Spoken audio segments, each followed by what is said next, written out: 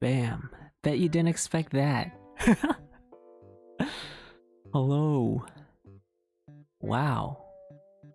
Thank you all for coming.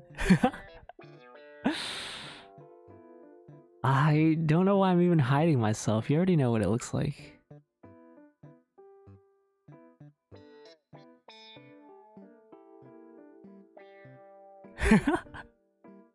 You already know. You've seen it before. Alright. Here goes.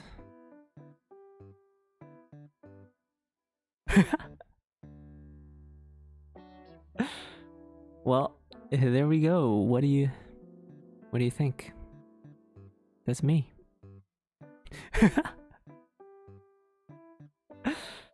It looks so good. I'm glad you think so.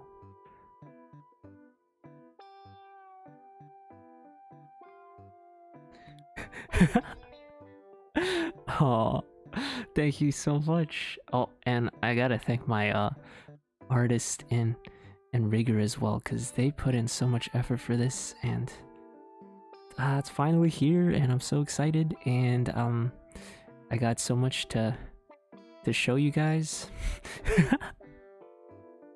So I got a full body model, right? So you know, let's take a look at we'll do my face last, cuz you know. Yeah, so I got zipper physics. Look at this.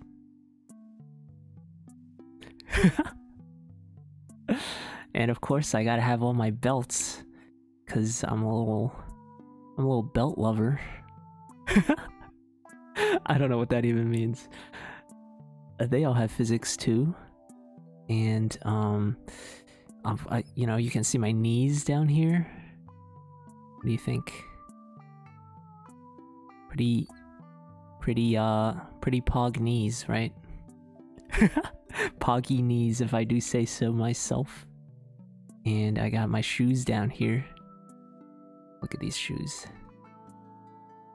By the way, I know how to tie shoes, alright? I know how to tie shoelaces. These are just...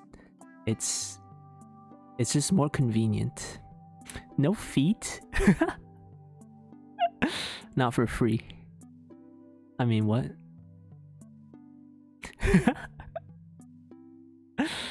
Oh, this looks so good. And I'm so excited to finally show you guys. And there's more. We haven't even covered all of it yet. Look at my eyeball physics, all right? You look at my eyes. All right. Look into my eyes. All right. You ready? Look into my eyes.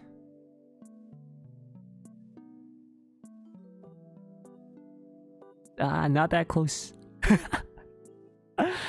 Yeah, I have toggleable expressions too.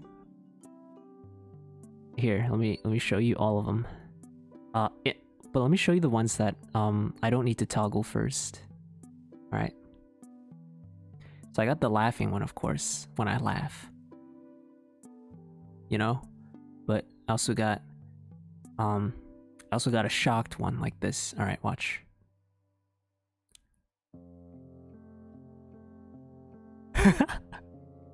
It's hard to keep that one up though, as I gotta open my eyes so wide for that. But luckily I also have toggles, so I don't have to do that for all of them. So I got this one, right? No, now I'm sad. I'm sad. Why did you make me so sad?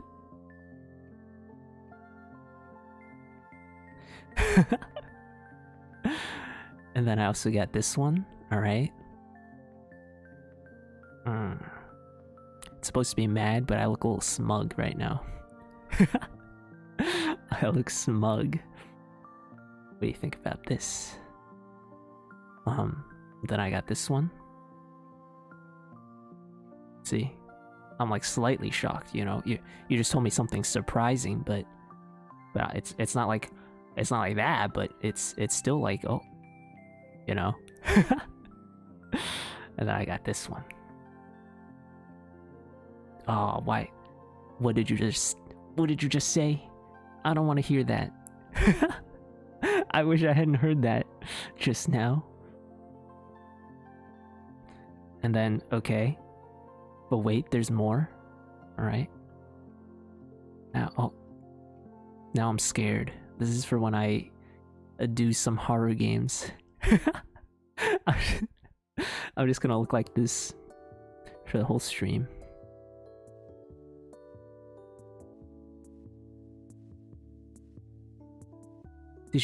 What? Did you just hear that?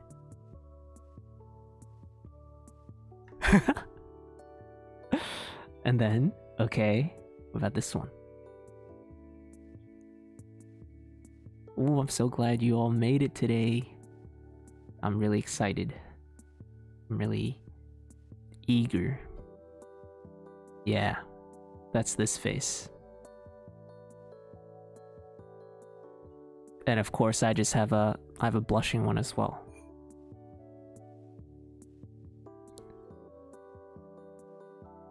That's when you make me blush. By saying something inappropriate.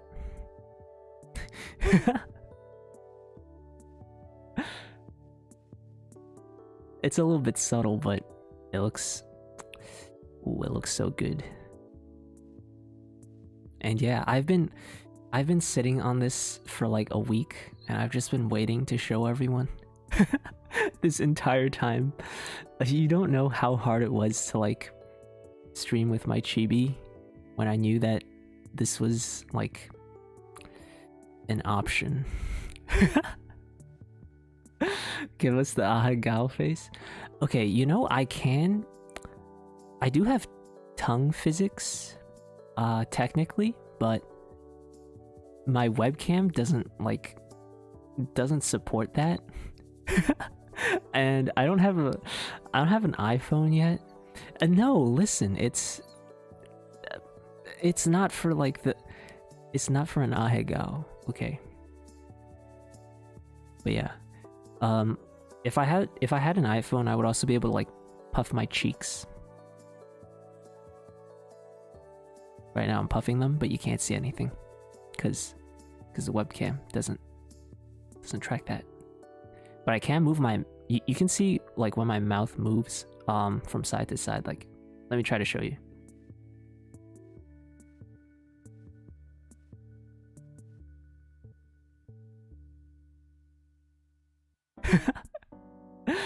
Yeah, that's about it for like detailed tracking, at least. But I don't know, what do you all think about this? It's finally here.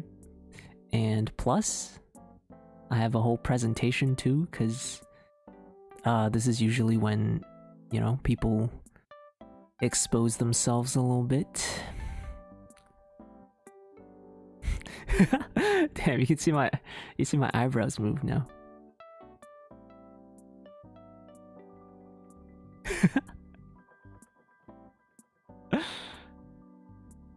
You think I look like a big nerd? Stop projecting, foolproof.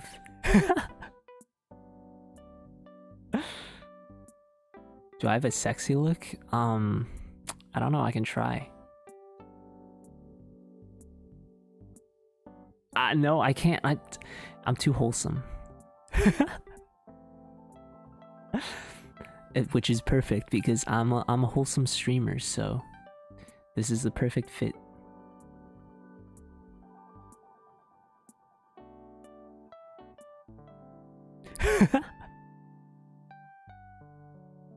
No one says anything because it's true. Because you all know I'm telling the truth. But yeah, what? And, alright, I guess that's it for the model, so why don't we move on over to the presentation, and hopefully that doesn't disappoint you too much. I'm gonna have to like stretch it out so much. I told you this would be scuffed, and I think it sort of is. If it hasn't been yet, it will be. I'm gonna try to like stall for as long as I can. Cause we're gonna be doing just chatting after the whole thing, and I'm not good at keeping the conversation going. So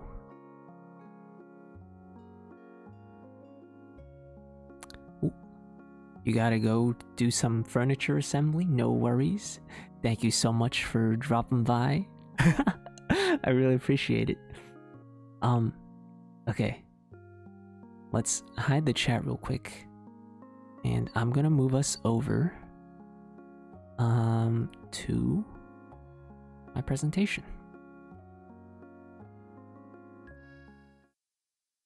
Bam. Here it is. Presentation by Sir Alex. Do you need to sit on?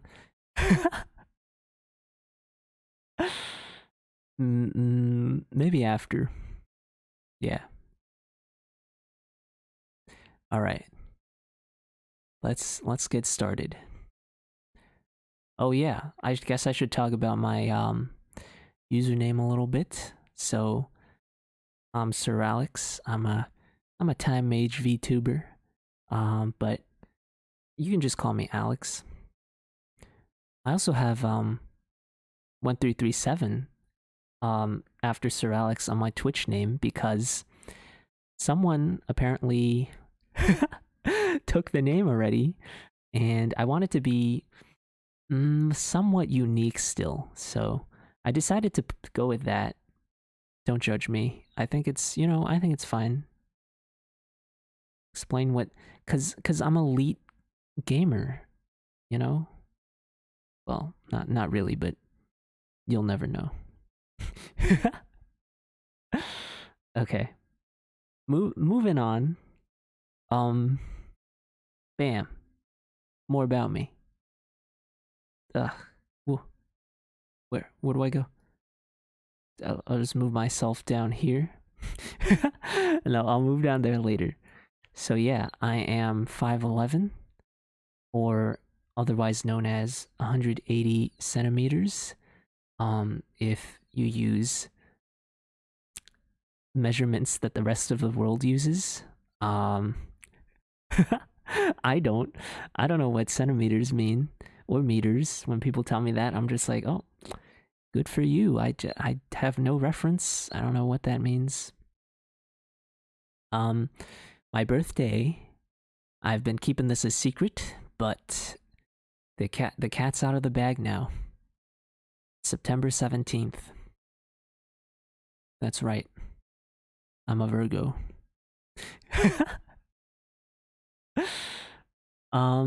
As for languages, I can speak English, obviously. You've heard me speak it before.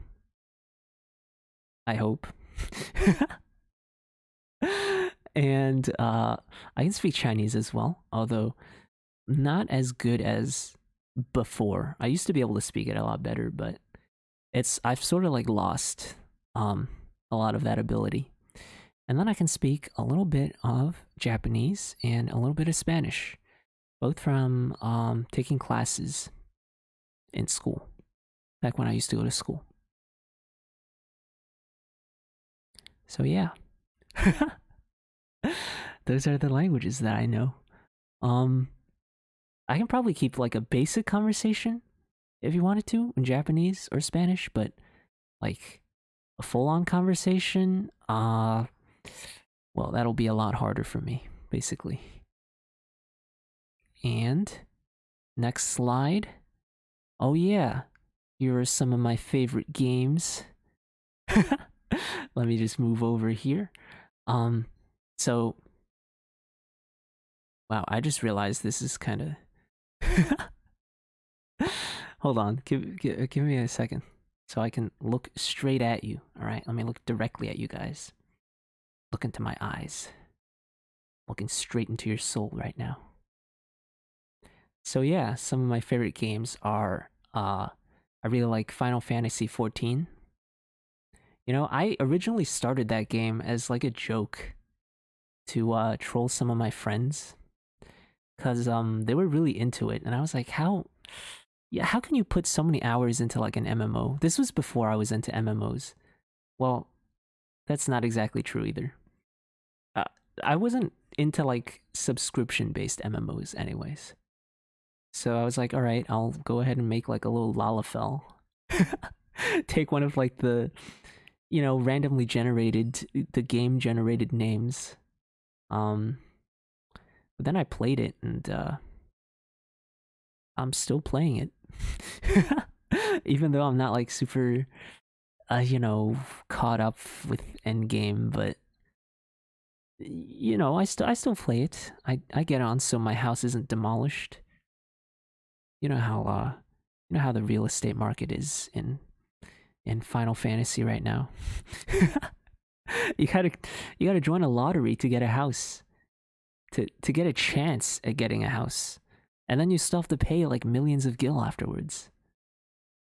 I really like Dota 2 as well. That's really fun. I don't know when I got into MOBAs. Okay, I do know. Okay. This is another thing. So like I had, what was it? What some of my friends used to play a lot of Dota 2 and they were looking for a fifth, I guess. And they really wanted to convince me to be their fifth player, right? And so after convincing me like a really long time, I finally caved and decided to play. And I'll just always remember this. The first time I played it, I was playing this hero called Treant Protector. So what he does is he's basically a tree, right? It's like a walking tree.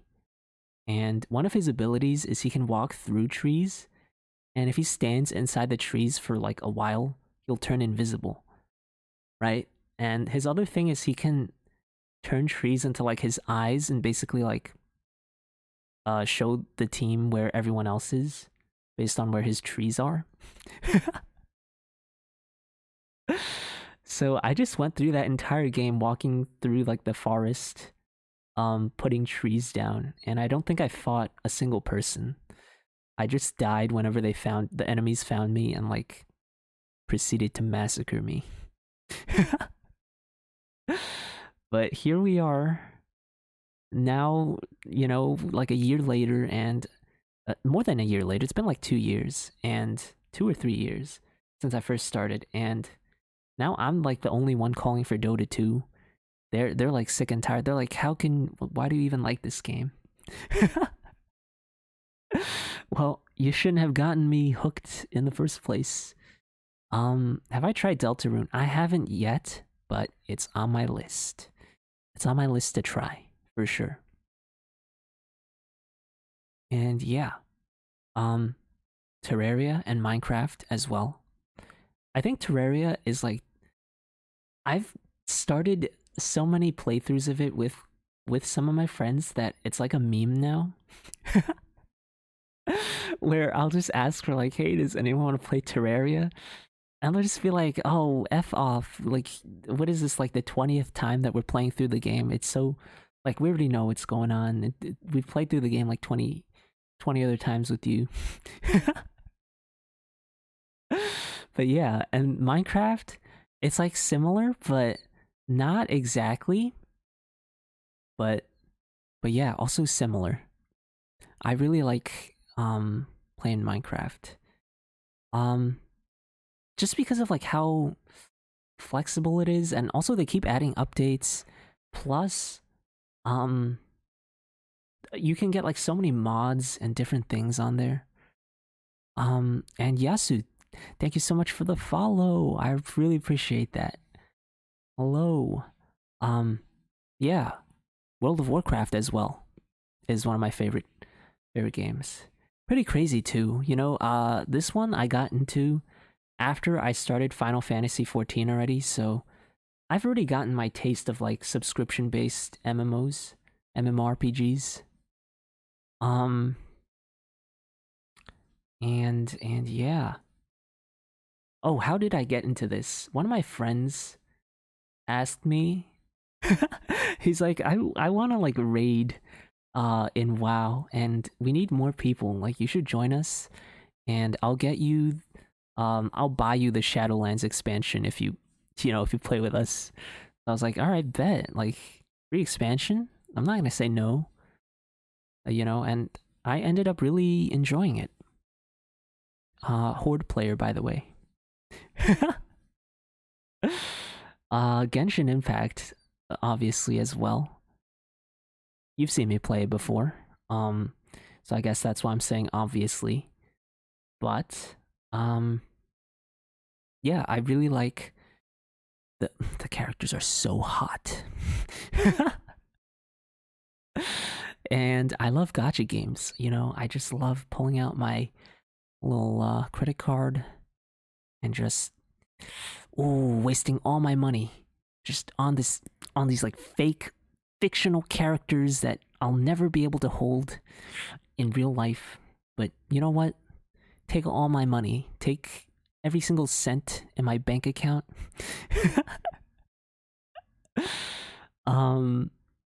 Yeah, plus I really like how they've been sort of innovating and making it unique, because when it first came out, it was really compared to Breath of the Wild, right? I remember when they first showed it off at one of the expos, someone like took their PS4 and smashed it in front of the Genshin booth as like a form of protest for Sony. Like, why are you letting this, Breath of the Wild knockoff on your platform? But guess what? It's made a name for itself. So I'm proud of them. Pokemon Unite. Okay, where do I start with this one? It came out on the Switch, and I was like, I want a Switch MOBA. I want a MOBA that I can take around, and I don't like touch controls. Like, I don't know. Am I just like a boomer when it comes to touch controls? It's like so hard to tell what you're pressing. Everything's on a flat screen. You can't like, there's no raised buttons, right? Like sometimes if you're in like a really tough spot and you're trying to press this one button, but your finger just keeps slipping, you're like, why isn't it pressing? Why, what am I pressing instead? Yeah, that's what I don't like about touch controls, and that's why I'm really glad that Pokemon Unite came out on the Switch, and it's a really streamlined MOBA.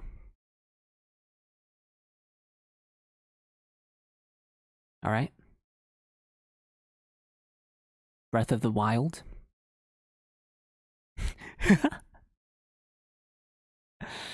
Breath of the Wild. I don't think I need to say any more than that. I think it's like my second most streamed game on this channel.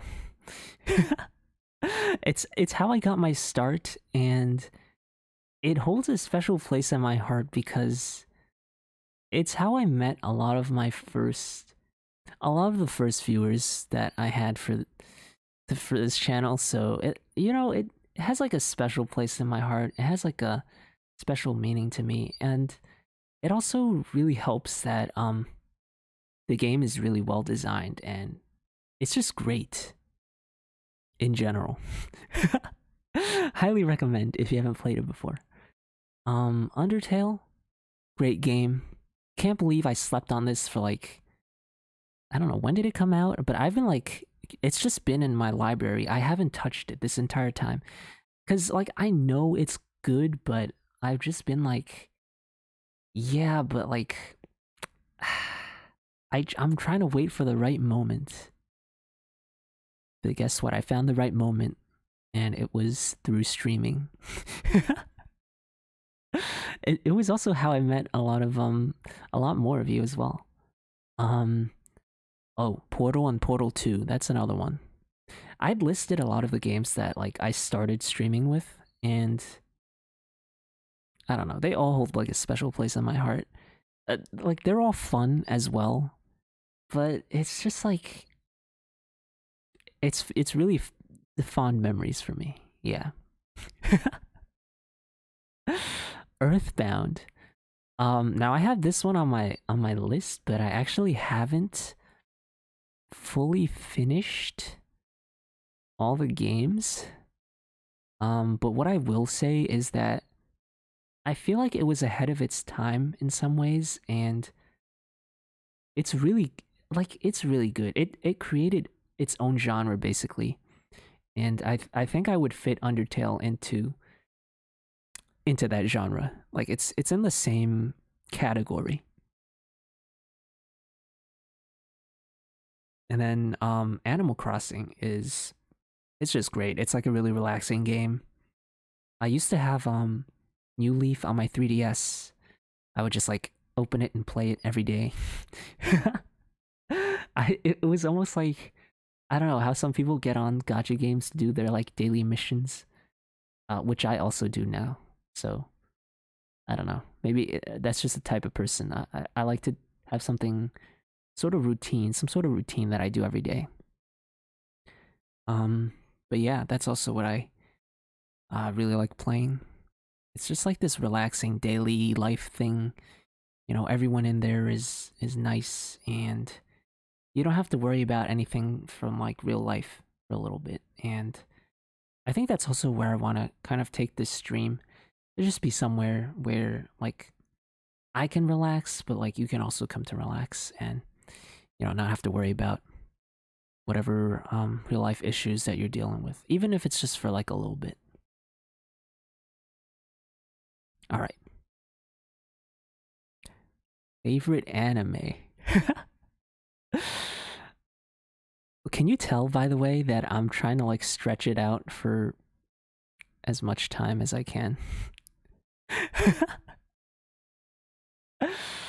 Well, I mean, this also tells you about the type of person I am. So I guess it's not like entirely bad. I'm also exposing myself, and you're learning a lot about me. Hellsing Ultimate. That's really good. There's a lot of gore in it, but ooh, it's so satisfying. Like if you like vampire hunters, but the vampire hunters are also vampires, then this is the show for you. It's just really good. I don't know. I think I watched it on like a whim one day. I saw like one of those. You know how YouTube has those clips, people who like clip anime, at like top 10 anime fight scenes, of like 2020. It wasn't from 2020, but you get my point. And I just saw it from there. I was like, all right, give it a shot. Ended up binging the whole show in like 2 days, and I don't regret it. It was so good. Death Note. I don't think I need to even say too much about that. That's like that's like a classic one.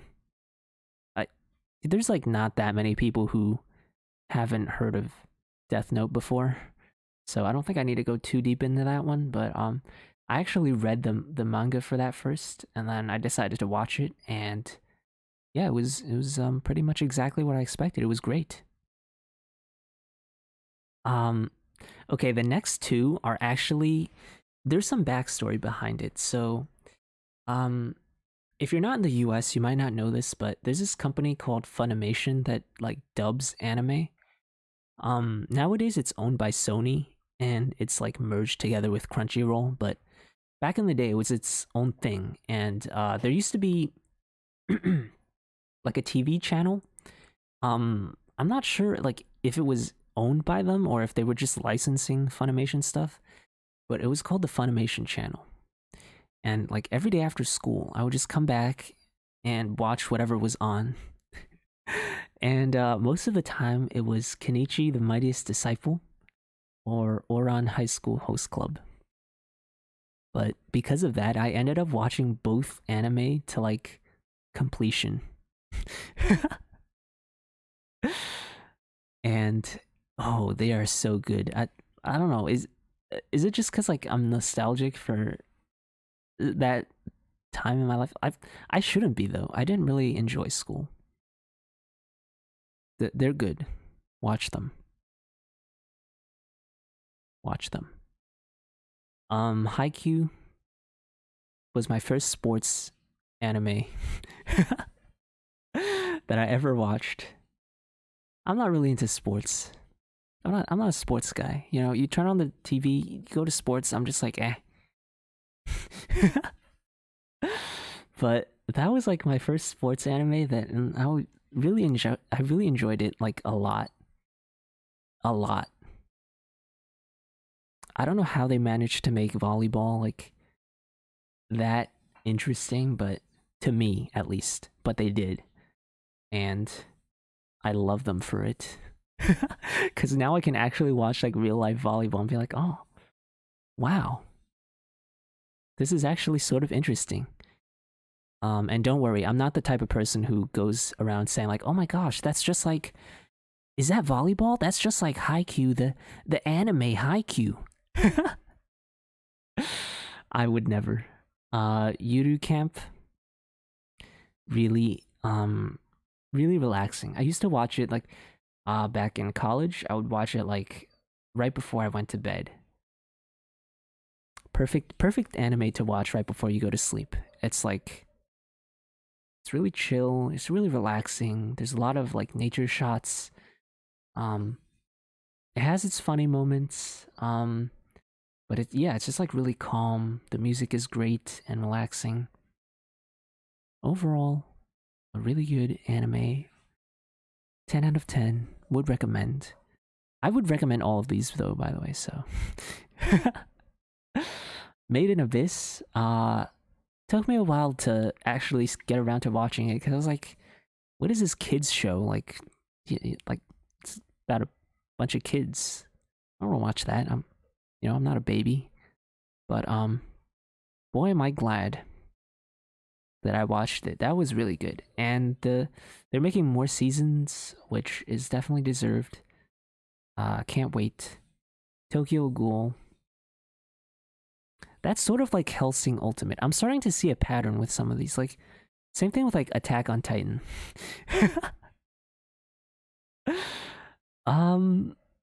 Not to spoil too much, but it's a show about hunting ghouls instead of vampires, and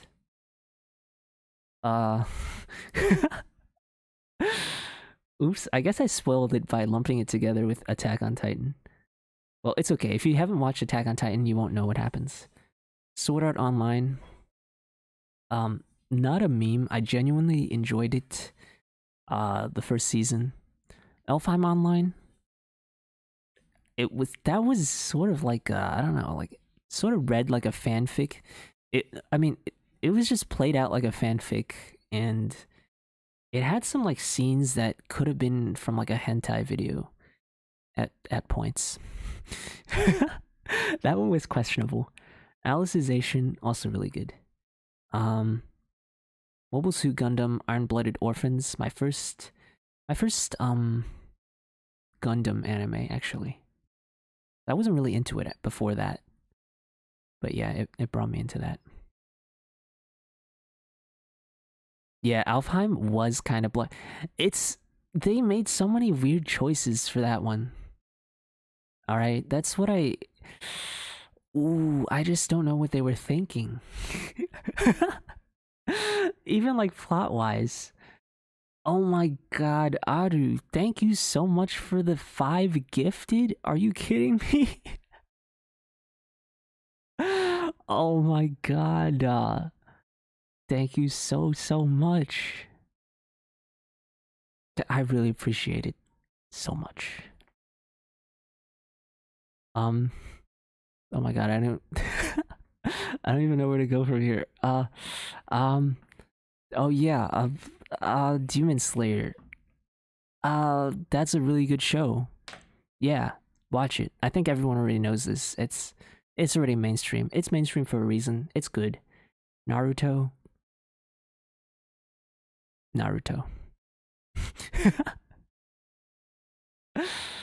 I don't need to explain myself. It's been gone for so long. They have Boruto now. People, it's good. People know it's good, and it's good. Watch it. Watch all of them. Binge all of them in one day. You can do it. You don't need to sleep. Anyways. What do I have next? Oh, favorite music. Right. This one's sort of short. I don't want to go too much into this because I don't want to get roasted for my music taste. Kenshi Yonezu. I like him. I like Lemon. Okay, I'm basic. I don't care. J-pop. BTS. Yeah. Okay. Don't at me on this. Simple Plan. I'm stuck in the 2000s. Don't worry about my music taste. Luke Combs. Listen, I like, it's pop country. It's not like, okay, I don't want to offend anyone. He has like a wide variety of songs. He has like country, and also pop country. I like all of them. Definitely listen to that. This list is randomly No, it's my actual music taste. But yeah, this is just a sample platter of what I would probably listen to. It's just like it's a wide mix, okay? That's all I'll say. I don't have like a specific genre. One thing I don't like anymore though is I used to listen to like EDM quite a bit, and I would like actually search out the ones that don't have any like vocals in them because I was just like, vocals, they're like polluting my pure electronic music. I don't want to listen to, like dirty human vocals. Gotta give me my pure electronic sound. Nowadays, I don't know. It's sort of like gives me a headache now. I just go for like something that's a little bit slower, a little bit less exciting, I guess. Yeah. And heavy metal is something that it's hard for me to get into. Like, I probably don't understand it. Okay, I definitely don't understand it, but that's what it is. Instrumentals have their own charm, that's true. But I used to be such like I don't know why vocals in like electronic music would bother me to the point that it did, but yeah. That's me. That's my music in a nutshell. Do I like any classical music? I mean, yeah, I like all like the recognizable ones, but like I wouldn't be able to name them. Like you told me, "Oh, can you name this song?" Probably not. I know what the melodies are though. Yeah, that's all I can say. Plus, I took violin lessons. I took piano lessons. So I'm very well acquainted with classical music. I was in my school orchestra. All right. I was one of those kids. So, you can't be in orchestra and like hate classical music. That's not possible. Like you're just in for a tough time if that's the case. But yeah. Do I have anything else after this? I do. Oh, right, my goals for the stream.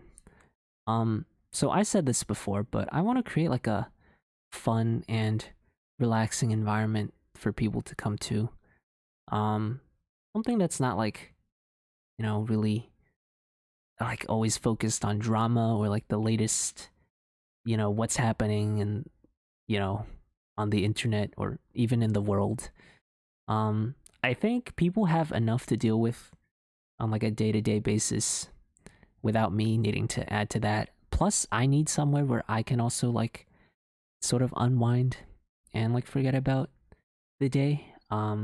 Speaking of which, oh my gosh, I've been so busy at work these past couple of days, and I'm gonna need to go into work tomorrow afternoon as well. not even afternoon, like tomorrow evening. Well, I don't know.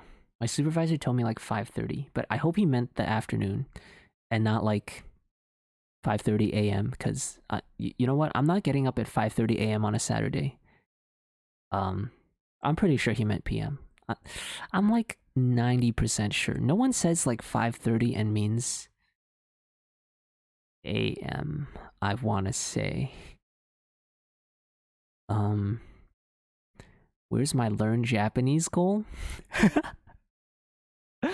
That's one of my goals, but it's not a goal for my stream. It's just like a life goal of mine, I guess. And yeah, I do have like flashcards that I do every day for that. So there you go. But yeah, and I also want to meet a ton of cool people. I have already met a ton of cool people, and I'm so glad to have met all of you. Um, like I couldn't have even imagined like being able to, meet and talk with all of you, and even like play games with all of you guys. But I'm really glad I've gotten the chance to, and I hope to also meet even more people, um, as time goes on. And I noticed something about myself is that one thing is that I'm not the best at taking compliments, and that's because like I guess like how I grew up, you know. Like, when you do well, or when I do well, my parents are just like, "Oh, nice job," and that's about it. Like, if I do poorly, then it's like, "Oh, you got to do better," and improve yourself. For like, you can't be like this. What are you gonna get in life being like this? So yeah, most of my life is just not really compliment heavy, but I want to learn to take compliments better because I feel like I have things that I should be proud of myself for. Yeah. So I'm not like always super low self esteem. And obviously, I want to make more content because this is only just the beginning. The beginning of a new chapter. And thank you all for, joining me on this. I don't even, I can't even like express in words how much it means to me um, that I was able to meet all of you, and the fact that you came today to be here. And I yeah, let's move on. The last slide. Oh, I don't want to block. I don't want to block anyone. These are three of the coolest people in like the entire world. Um, so let me explain what each of them did. Geminil was the artist for my concept art, and I have it pinned on Twitter as well. It's it was like the thing that started everything for me, and Zichi Wang was my model mom. So all this art that you see, this my entire body here, it was all drawn by her, and it looks really good, right? But it wouldn't have been brought to life if it wasn't for a Aruga, who is my rigger. Oh my god, he did such a good job. And oh my god, hello Luca, and thank you so much. 1,500 bits? Holy cow, thank you so much. Oh my god, I can't read that message out loud because this I want this to be archived. But I you know what? I will. All right. But yeah, that's that. I think should I'll just move back to like the um what the just chatting screen. That's my presentation. Hope you enjoyed it. Um Give me some applause. Um anything? All right, let's head back. All right, here we go. So, yeah, thank you everyone for coming, and oh, thank you so much, DJ Thunderheart, for the 100 bits. Thank you for the applause. I think I deserve it. Thank you, Aru, for the applause as well. Luca, don't even worry about it. I'm so glad you were able to make it. And it really means a lot to me. And that goes the same for everyone who was able to make it. And Death Muffin. And okay, I don't go through the whole list of people and just start thanking everyone and but yeah, thank you so much. Yeah, it means so much to me. You can't even imagine. But yeah, thank you, and I don't know. Let's do some just chatting now. I don't know. Do people usually like restart stream after?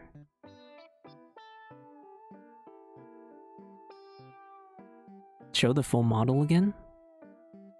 You kept your stream going? Yeah, I you know what? I'll keep it going. I think if okay, here's what I'll do. I'll put like a highlight here, and then I'll just remember to like I'll upload this as a video afterwards, so I'll like edit it to like 2 different parts. And yeah. I think that should work, probably. But yeah, just chatting now. I don't know what to chat about. Let's turn the music up a little bit.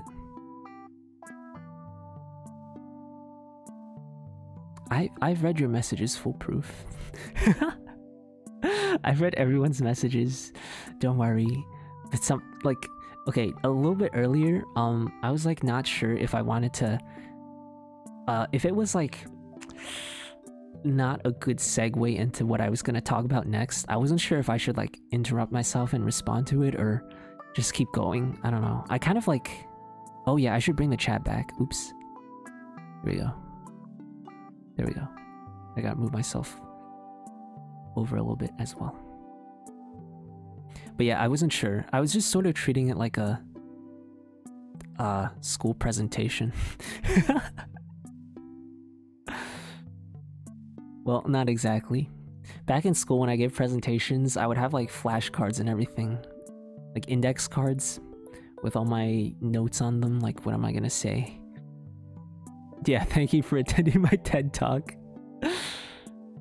Oh yeah, let me show off my expressions again in case you missed it earlier. Alright, watch this. Oh yeah, let me show you my resting face, alright? It probably looks like my default face is smiling, but it's not. This is my default face, alright?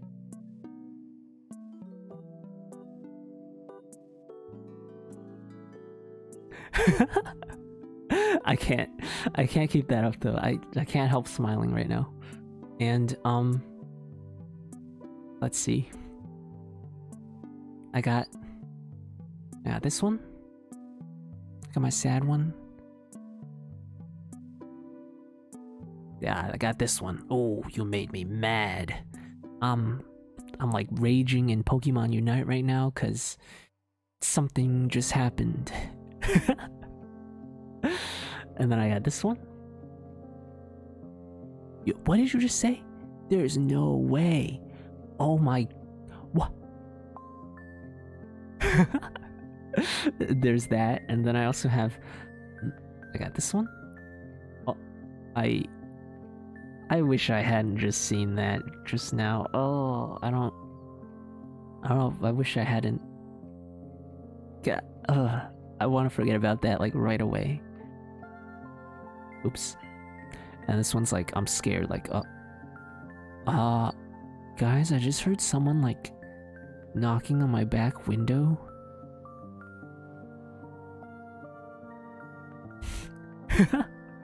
Uh-oh, I'm messing up my toggles.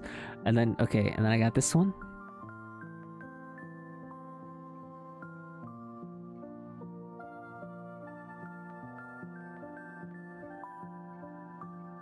How much does this set me back? Let's just say it's more than I've spent on Genshin Impact, Luca. Like, in total, from like every single year, not just like this year, not just last year.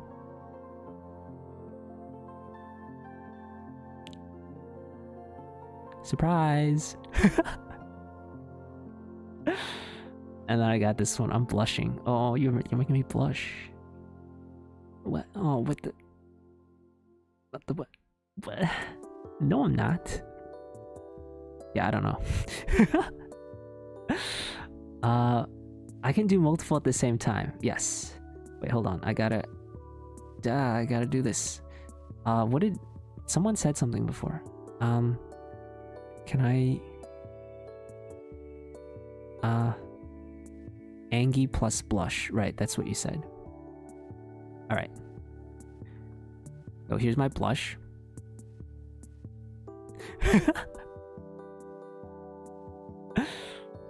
But what do you think?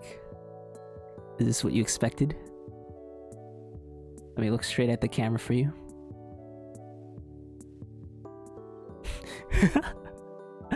Do all of them at once. Okay, let me try. It's not gonna look as crazy because like some of them are like quite pretty similar to each other. Or but let me show you. No, okay, I can't be angry while I have my sad face on.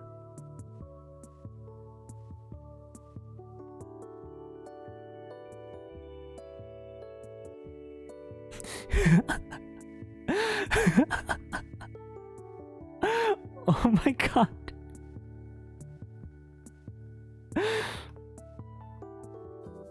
Okay, that's enough of that. How much should I spend on Genshin? Ooh, you know what, Luca? I can tell you after. I'll DM you later. Hop in my I'll slide into your DMs later with how much this was, cause this is this is a VTuber whale moment. But okay, I will say this. I'm really thankful for being able to live at home right now, so that cuts my costs by a lot. Plus, I'm working a full-time job as well on top of this, so that's been able to like help offset some of these.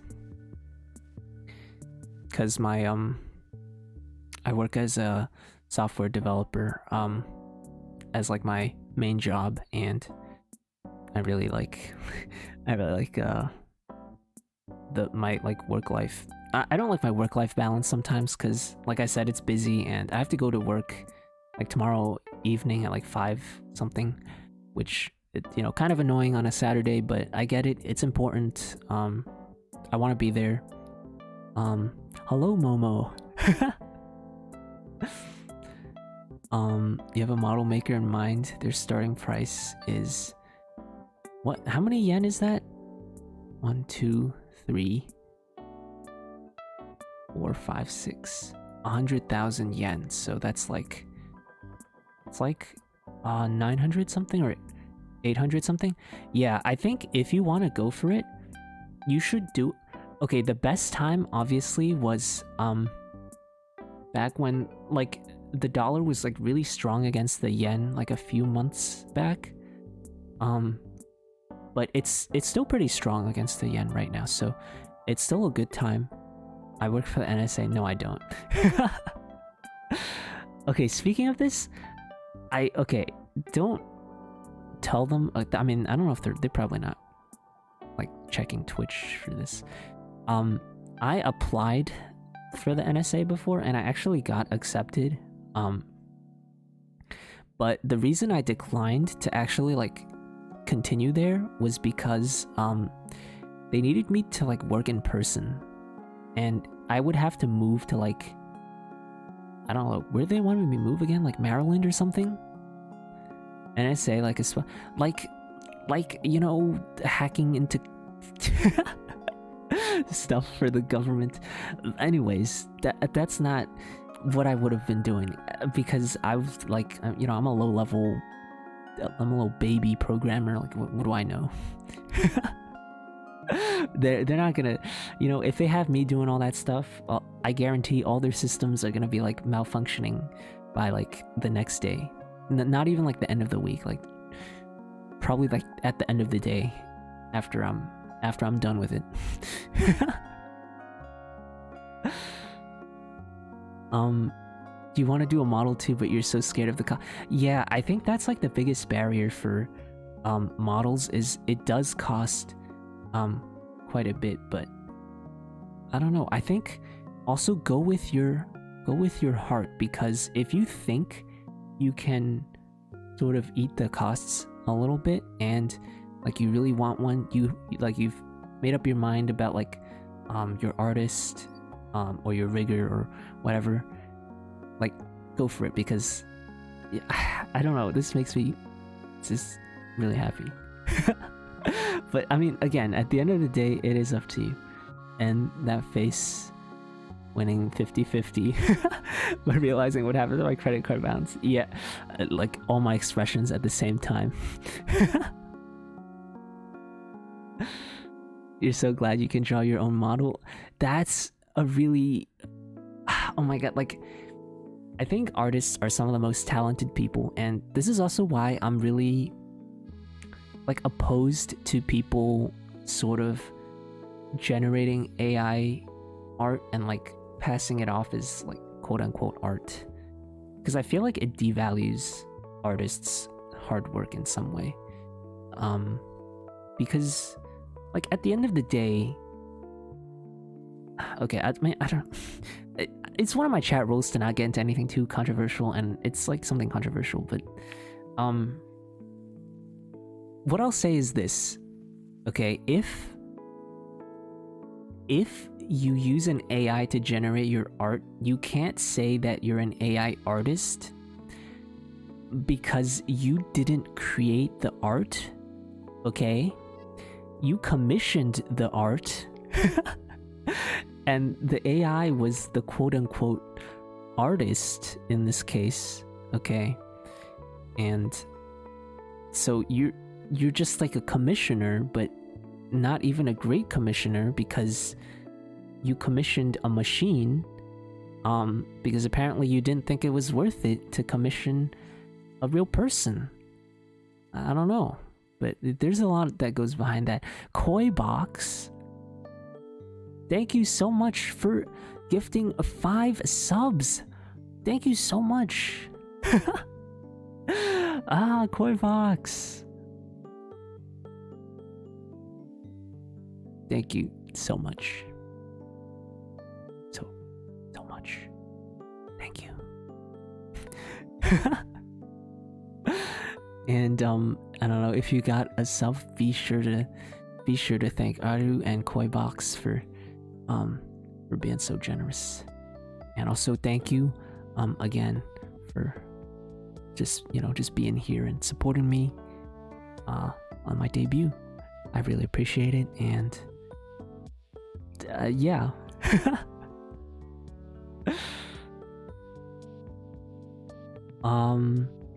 Oh, and for the emotes, I got more on the way, trust me. This is what I said. This is what I meant when I said it was gonna be like a little bit scuffed of a debut, because I don't have like, I know people show up and they got like a whole backstory, like a lore video and like all their panels drawn and like all their emotes fully done, like a cool overlay and like all of that. You didn't have any of, well, I don't have any of that either. But yeah, here we go. You're gonna say 10 gifted subs to an audience of 9. I think it gives it to like everyone who has been here before. Yeah, it's humble beginnings. It is. It really is humble beginnings. I started off streaming, okay, I think probably none of you except for maybe Star Salmon knows this, but I used to stream with like a Vroid model that and the tracking was so bad because like I said, I don't have like an iPhone to like track my face with, so it was like my webcam and it was super scuffed, and like my mic settings were all off. I was like, you know, blowing out people's eardrums.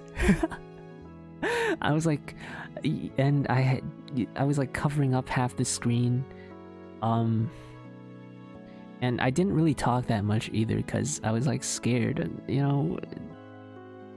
Plus, like most of the time, I feel like it was just like me talking to myself and streaming to like nobody.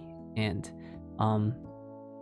after Star Salmon started watching it, and I had like one person to talk to, and sometimes two, you know, maybe three. And it took me a while to hit affiliate too because I just had like I don't know, I stream every day, right? And I just had like so many streams where I had like an average of like 0 viewers or just 1 viewer. So even after I hit 50 followers, it just took me so long to like get my 30-day average up past just like 3 people. And I don't know, look at me now. It's crazy.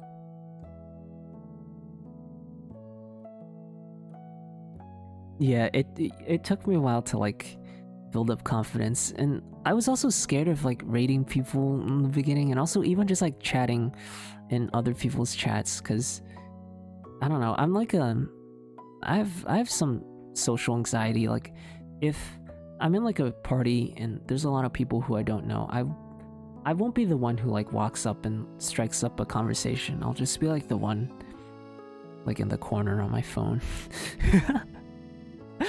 That's just, I don't know, it's the type of person I am. I get so nervous trying to talk to new people, and like, what do I say? Like, you know, what if they're mean to me? I mean, it's not realistic, but like, it's a worry that I have, whenever I have to talk to new people.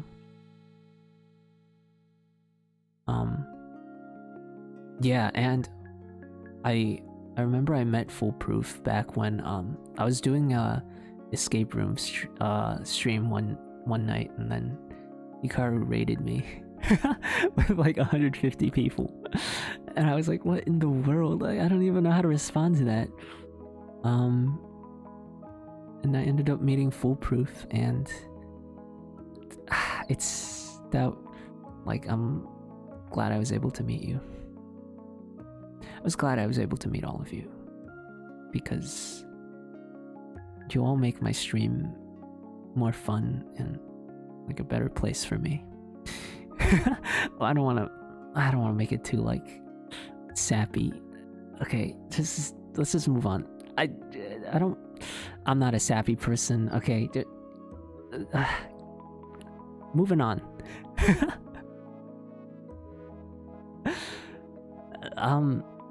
Okay, next topic, please.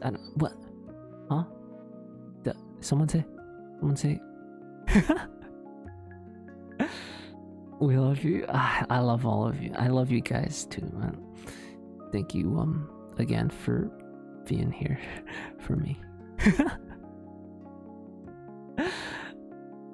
I can't.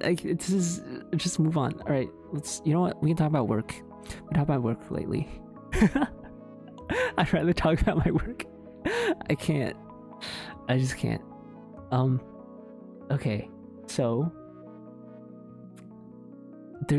so what happened at work is we're deploying like this new version, and what happened is that I worked on one of the features in the version, but okay, like, I don't want to, no shade, but like, I wish this would be tested like earlier. But basically, the people in quality assurance found some like bugs, and they were talking to me about it. They're like, you know, why is this not working? And like, you gotta fix this because it's going out on Saturday evening. okay, so I was like, sure, you know, I mean, you told me this on like, they told me this yesterday, which was Thursday, so, I mean, it's Thursday, it's being released to clients on Saturday. You want me to make like a last second change? But okay, so I made the changes, and then we had to test it today to make sure that nothing was broken before like it gets shipped out to people tomorrow.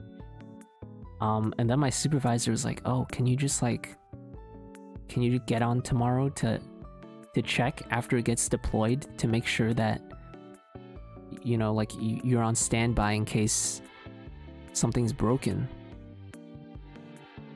So, okay, like, yeah, I don't want to lose my job. It's important that I, you know, don't lose my job, especially right now. You know, a lot of layoffs in tech. So, yeah, I consider myself fortunate that, you know, I still have my job, but,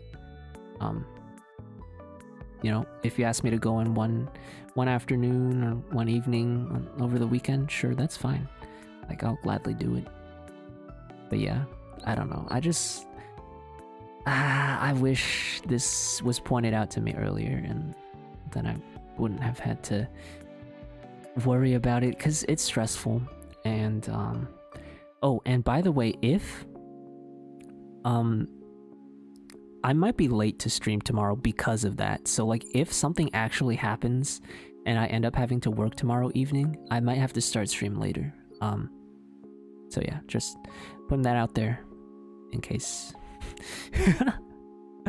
you know, that's an option. Oh wait, I forgot to show you some other, so I can also I can nod my head a little bit, and I think some of these angles are pretty funny. Right, watch.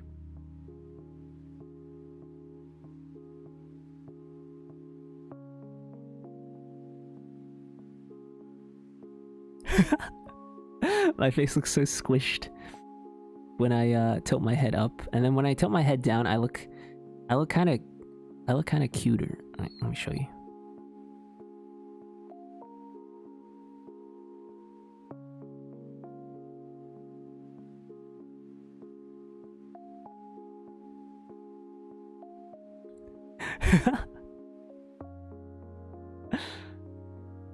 I look so shy doing it. Yeah, that's that's what I thought as well.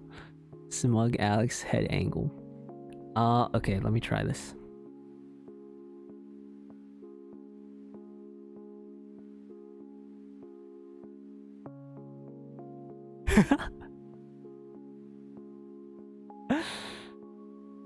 How smug was that? Gremlin face? Yeah. Yeah, from certain angles. But it's pretty funny. And plus, I still have my ahoge with slight physics. I don't like it when it like bounces around too much, so I think this is like the perfect amount. Like there's some slight wiggle, but it's not like super obvious.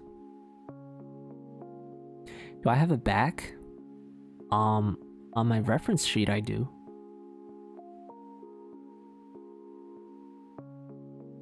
You think Upturn Smug is the best? Yeah, I do like the upturn face. It makes my chin look a little bit chubbier. I like that.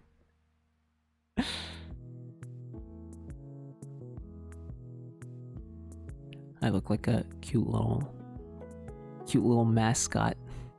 I don't know why the term mascot came into my mind, but oh yeah, you also I forgot to show off the rest of my model in case you for anyone who missed it the first time around. I do have a full body model, so I got my zipper here.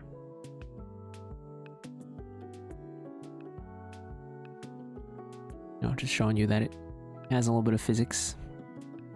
I'll zoom out in like a second. I just you gotta take in every single detail. Look at this.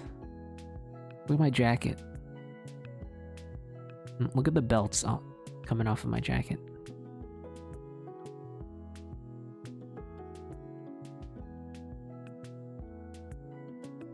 Got my knees here, my poggy knees. And here's my shoes. And then if I zoom out,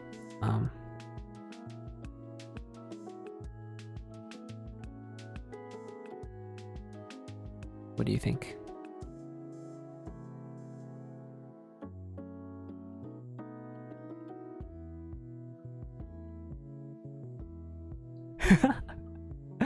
Alright, time to zoom back in. You can't, so you can't see my,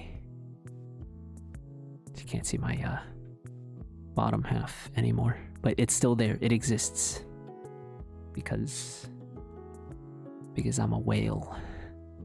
Can I take off my shoes? I can't. I don't know, maybe I'll... What if I, re-debut?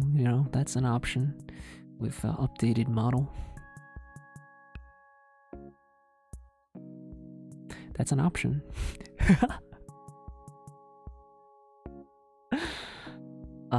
But yeah, I'm not thinking about doing anything like that for like the near future, because this was already like a whale, in terms of, yeah.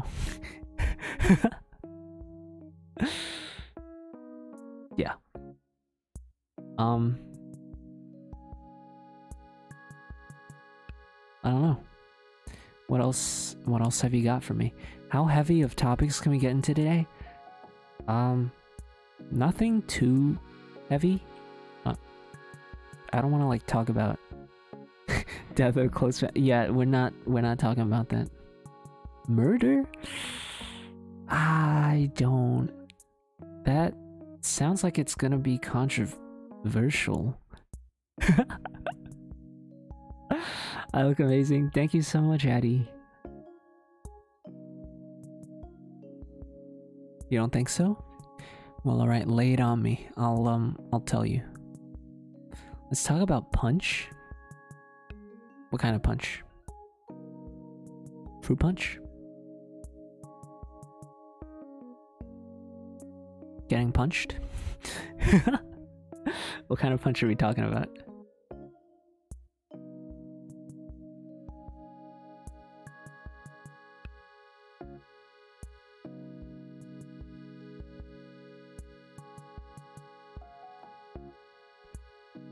Oh no, you can see me eating my apple now. Uh-oh.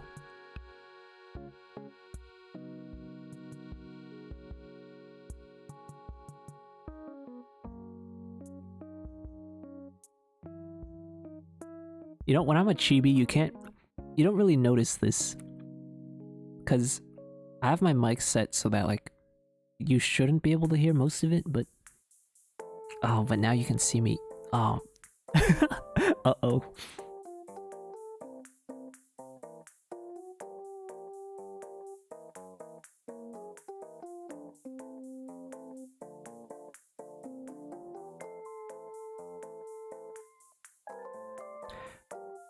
Maybe I'll save it for after I finish stream. I feel self-conscious. I don't know. I mean, do you guys mind if I eat a little bit of apple? You don't mind? Okay. I'll try to, I don't know, keep it so that it's not like super distracting. I don't want to be distracting.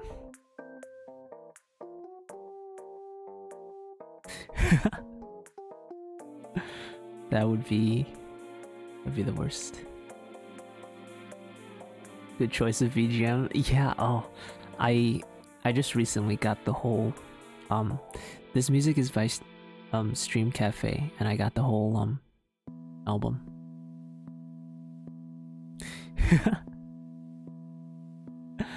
It reminds me, okay, you know what it reminds me of is like Animal Crossing. Animal Crossing music. Be careful. some of it was on your Spotify Wrapped last year? Oh boy.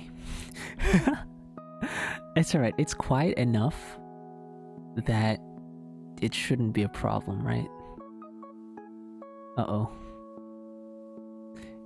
You know what? If it's a oh, I don't have this recorded, so if it's a problem, I'll just do like a separate debut presentation. It doesn't, that's fine. It's DMCA free. Okay, Pog.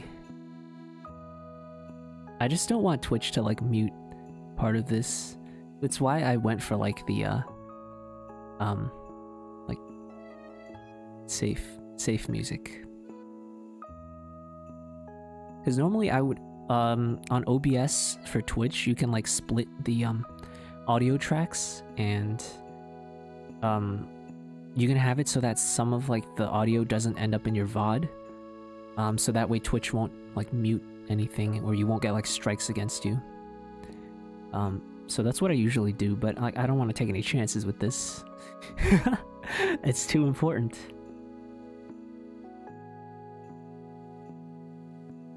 So here we go.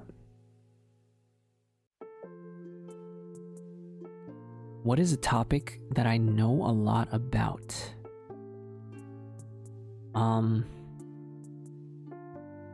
I don't know. I know an awful... No, I don't! You... stop projecting. Foolproof, stop projecting.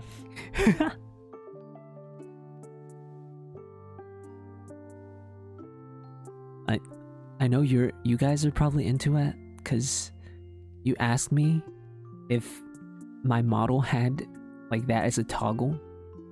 Alright, I didn't even bring it up, alright? You just brought it up unprompted.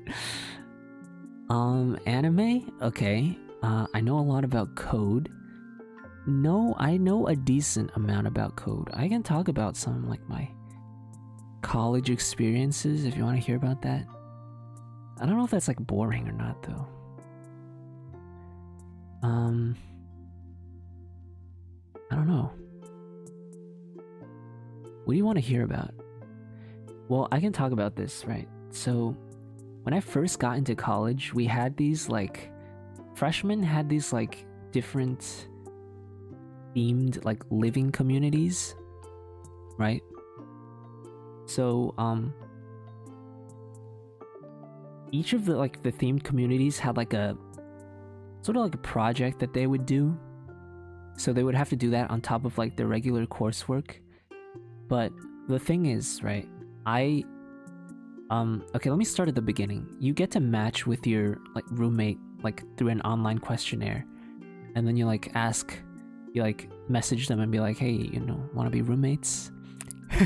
And they're like, yeah, sounds good. And I met the person I was gonna be roommate with, and you know, we got along pretty well. We played like some Overwatch together, and we're like, nice, you know, like we're vibing. And then like a few weeks later he messages me, he's like, hey, I'm applying for this like themed living, because what happens is if you're in themed living, they put you in like the really new dorms, and if you don't do it, you get in like the, you know, like stinky old dorms. So I was like, oh yeah, sure, tell me which one like you're applying to. And he gave me like a whole list. He's like, oh, you know, I'm applying to all, you should apply to all of them as well. And then whichever one we both get into, you know, like that's the one we'll do. So I applied to a bunch of them, and I actually got into one of them. It was called, well, I don't want to say what it's called, but like, no, like, not horror theme, but like sustainability or like social justice, like stuff like that, you know what I mean? So yeah, I got into one of those, and it turns out that my roommate who I was supposed to match up with didn't get into any of them, so we ended up like not even being roommates after all. And like last I heard, he was in like, he got placed in like the old stinky dorms, and I don't know, I felt kind of bad because, if he didn't tell me about that, I probably wouldn't even have known to apply for that. Um, but yeah, funny story. I got into the shiny new dorms. Um, and I was still really happy with my roommate, even though I wasn't able to choose who I got paired up with. And he was really nice. And he was actually a what is it? How do you say that? How do you say that in English? Oh gosh, I don't even like, why can I know it? Like, why do I know it in Japanese?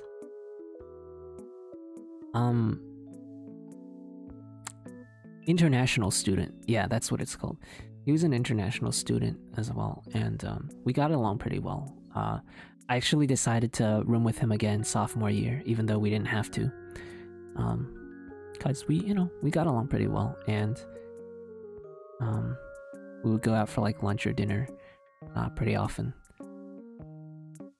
and talk about a lot of stuff.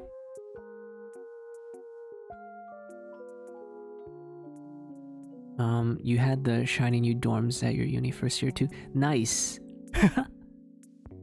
Yeah, that's Pog. I feel so bad for everyone who got into like the old dorms. I heard that they had a problem with cockroaches everywhere because it was like not well maintained or something, or they had like a lot of like infestations basically, and they also had like a rat infestation at one point, and apparently they had like frogs sometimes make their way into the showers because they were like communal showers, right?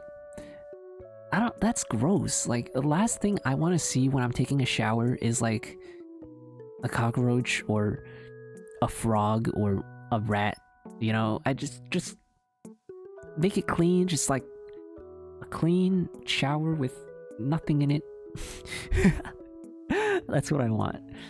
And the good part about like the new dorms as well is that it was like set out suite style. So what that means is like, normally you have like a floor and half the floor shares like 2 bathrooms and the other half of the floor shares 2 other bathrooms. And there's like a bunch of showers in there and a bunch of toilets. But for suites, it's like 2 rooms share the same bathroom. So you only have to share the bathroom with like one other room and not with like the entire floor of people. So that was the good part.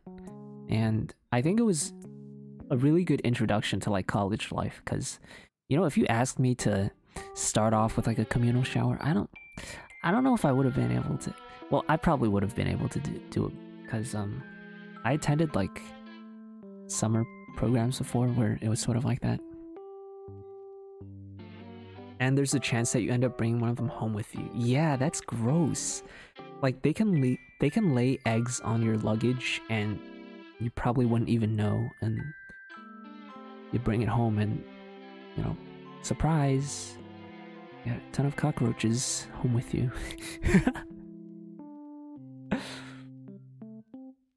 Although, I don't know if they would have, like, survived as well, because, I went to school in the south, but I live up north, so, it gets pretty cold here, and I feel like it doesn't really get this cold ever, down where I went to school, in, like, Georgia. Yeah. Okay, funny story as well. Like, on one of my flights back home for, like, winter break, one year, I saw, like, not even 1 year, I feel like it's every single year that I go back for winter break, I always see, like, these bunch of people on my flight who are just wearing, like, sweaters, right? And I'm just thinking, like, I don't think you understand how cold it's gonna get once you step off that plane, like... This isn't like... It's not like, oh, it's a little bit chilly, like it gets in Georgia sometimes. Like, oh, Yeah, I gotta put on a jacket. And then rarely it gets like cold to the point where like, all right, I gotta put on my like winter jacket or winter coat. Like these people were just wearing sweaters. I was like, bruh, like, are you aware of? Do you know where you're headed? Cause you know it's cold, and I see them too after the plane lands and they're on like the runway, the like that tunnel thing. I don't remember what it's called, but like that tunnel thing that like leads back into the airport. It's not insulated, so you just get like the cold winter air directly on you, like, and it's like cold to the point where like you step outside, right, and your face will go numb in like a few minutes, and you know your nose is gonna hurt and your ears are gonna hurt and your hands are gonna hurt. That type of cold. And they were just out there just like wearing sweaters. I was like, oh my god, like you're gonna die. Yeah, make sure you do your research if you ever travel. You gotta look up the temperatures for where you're going. Don't just assume it's gonna be the same temperature as like where you're traveling from. Georgia mentioned swell with peaches. You've actually never been there? You should go sometime. It's pretty cool. You know. Speaking of which though, I never had that many peaches in Georgia. I don't know. Like, what's the deal? I mean they probably export most of it, so that's fair. Go to Texas. You and Annie will make me biscuits and gravy. Maybe. I do want to travel when I have time, but I'm probably not able to travel for like a bit because I'm still working, and like I'm at like I'm like a bit lower down on the totem pole. It's like even though we have unlimited PTO technically, I feel like I don't want to like take the risk and take too many days off. Like it has to be fewer days off than like my supervisor would take, or someone more senior than me would take. That's what I don't like about unlimited PTO, because it's only technically unlimited. You don't want to be like the only guy taking off like 4 weeks when everyone else is taking like 2 weeks. Because I mean, it's not like a good look. Plus, you don't want them to feel like, oh, like, hey, we can function normally even though this guy's not here. You don't want to give them that impression. They gotta have the feeling like, oh, you know, we can't do anything without him. It's gonna be such a big loss if we get rid of him. You're drinking. How am I feeling, Alex? I'm feeling good. My most nervous moment is like over already. That was like at the beginning when I was first, you know, showing off my mind. I wasn't sure how you guys were gonna take it. Like, I don't know. I probably shouldn't have been really worried because, like, I know it's good, right? You know, I went through such a long process to like narrow down who I wanted as my artist, and I literally took like 2 months, like just scrolling through so many different artists and being like, you know, do I like this person's art style? Do I like this person's art style? You know, this one's good. Do I like this one a little bit better? And then 2 months. Unintentional, okay? It wasn't planned. Like, I didn't plan for like yeah, I want to take 2 months to decide. No, I just like, I was like, I want to like really make sure that I'm happy with who I go with. That's what I went into thinking, and so I just like, I don't know, it somehow ended up taking that long. Glad you yeah, it's, oh, I mean, I'm always envious of people who can draw, and it's like such a great skill to have, I think. I'm envious. But Okay, so like what happened is back in middle school, I I think art was like my best class out of everything else in middle school. And maybe Spanish. And like everything else I wasn't doing too hot in. And my parents were worried because they were like what are you gonna go into in the future? Like you can't be an artist because, you know, I mean they're like more worried about like if I'm able to like, you know, uh feed myself in the future, which, you know, it makes sense because it's not easy to like make it big as an artist. You like have to really make it big in order to make like a comfortable living. Um so yeah, I mean, I guess like, you know how people always say like follow your dreams, but like that's not really the case when you get like Asian parents. More like follow their dreams, you know. But anyways, um so then I started taking like my other classes a lot more seriously, starting in high school. I think the biggest thing that stood out to me was like that one summer, my mom was like taking me around to like prep schools to see like which ones would be a good fit for me, and they were all saying like, "Oh, your son's like behind on like all these classes. Like you're gonna have to go with like the lower grade." And it was like really embarrassing for me because I felt like I can do better, you know. That was sort of like my awakening moment to like I gotta get my stuff together, you know. Like I can't go through my whole life just like slacking all the time and like not really focusing too hard on work. So yeah, starting from high school, I just sort of dropped art. It was still an elective, but like I was just sort of like, you know, I don't think that's gonna help me get into the college that I want to get. You know, I'm so set. I'm gonna do like pre-med. I'm gonna, you know, get into med school. You know, blah blah blah.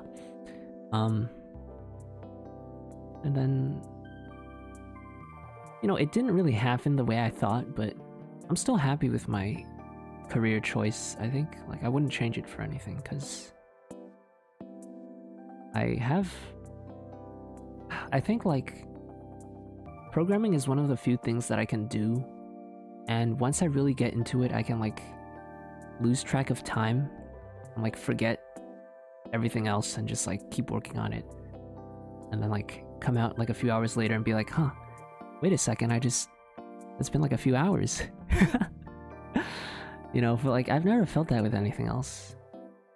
I think the only other thing is probably like when I watch people's streams, and also when I'm streaming, sometimes I lose track of time as well, because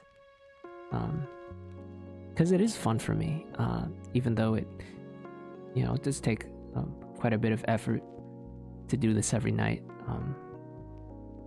It's definitely fun for me. I wouldn't be doing this if, you know, if it was like painful or anything.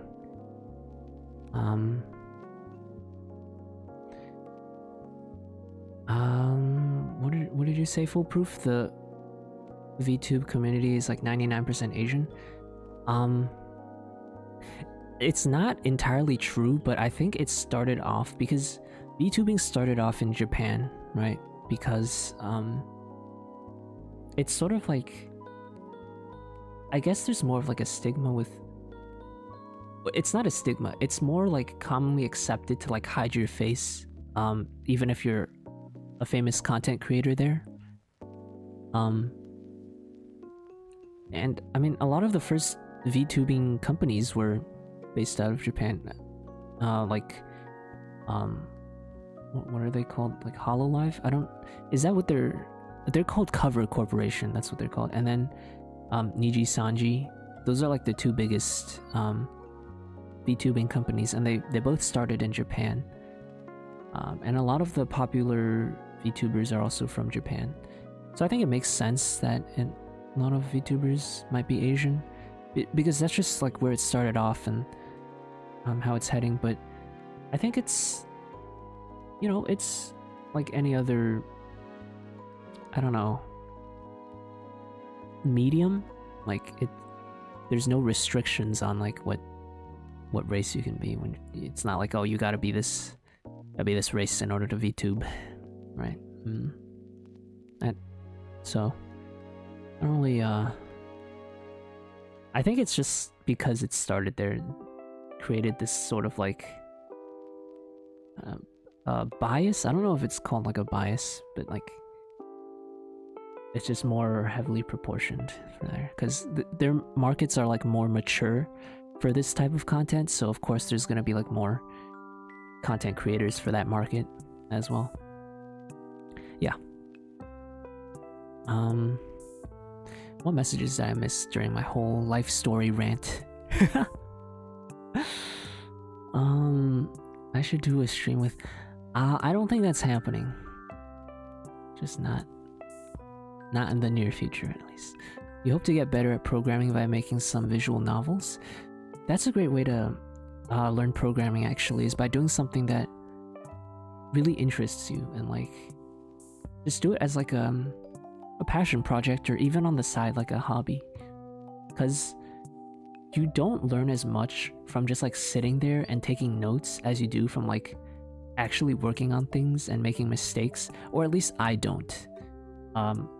It's a lot easier for me to learn things by like making mistakes and learning how to fix them, or like working on something and being like, oh, this is how all of these things interact with one another, and like seeing it in action. How do I think he would react to my... I don't think he would really understand it, because this is a little bit like too new aged. That's not even the right term. It's too like, it's too zoomer for him.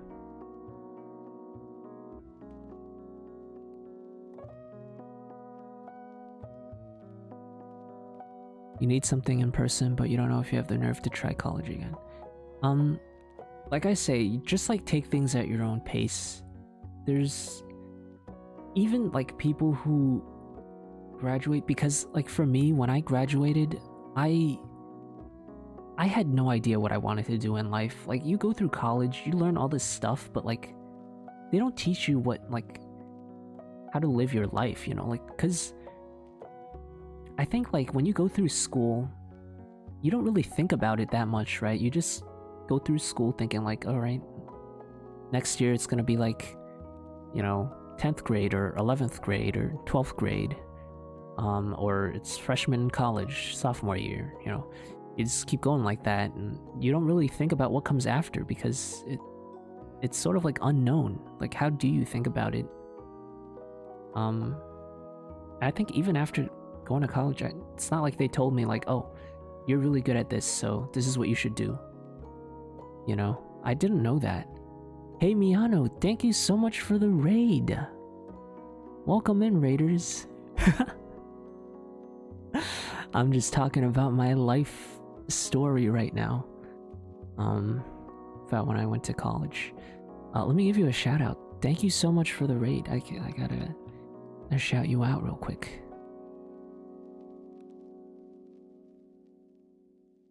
There we go.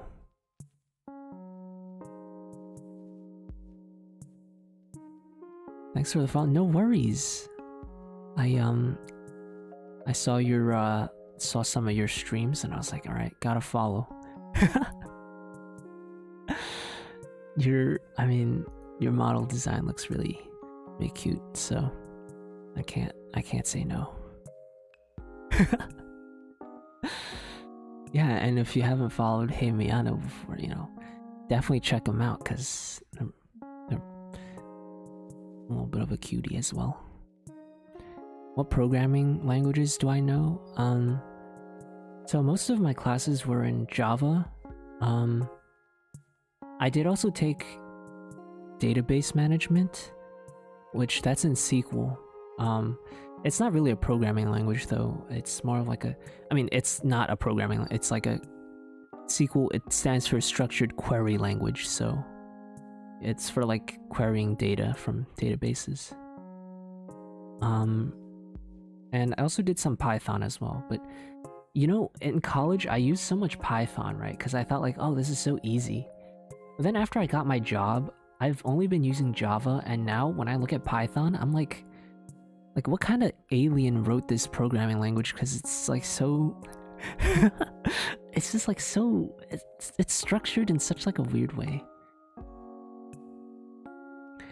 Oh boy, Java. Yeah, it's. Okay, do you want to hear the truth about Java? Because like I never thought in high school, if you told me I was going into computer science, I probably would have like laughed at you because when I was in high school, I took like this Java class, right? And I did so bad in it, like so bad. I just didn't understand what was going on. I was like so lost like 90% of the time. I was just like, what's going on? Like, why would you put this in this? And like all this stuff is like so foreign to me. And like, don't even get me started on like when we did recursion. I was like, my mind was like shattered into like a million tiny pieces. I was like, this isn't it for me. Like, I'm not doing this ever again. I'm just gonna be pre-med. That's that. And you know, got my whole life figured out. Obviously I didn't. But yeah, recursion is a brain. But listen, I was having trouble with like just basic object-oriented programming. Not even like I wouldn't understand like, okay, why if you want to print something out to the console, why is it system.out.println? Like I was like, why do you have to write it like this? Like, why can't you just write print? Why can't you do this? Why can't you do that? But then I took it again in college. I was sort of like, I need a math requirement. I've taken Java before in high school. I didn't like it, but you know, maybe that'll help me. But I ended up doing really, really well in that class. So I was like, okay, let's give the next class a chance as well. Because it was like 101. So I was like, I'll take 102 and see how it goes. I did really well in that class as well. So I was like, do I maybe want to do computer science? And then I took a class of organic chemistry. And I was like, yeah, I think I want to do computer science. That's how it went.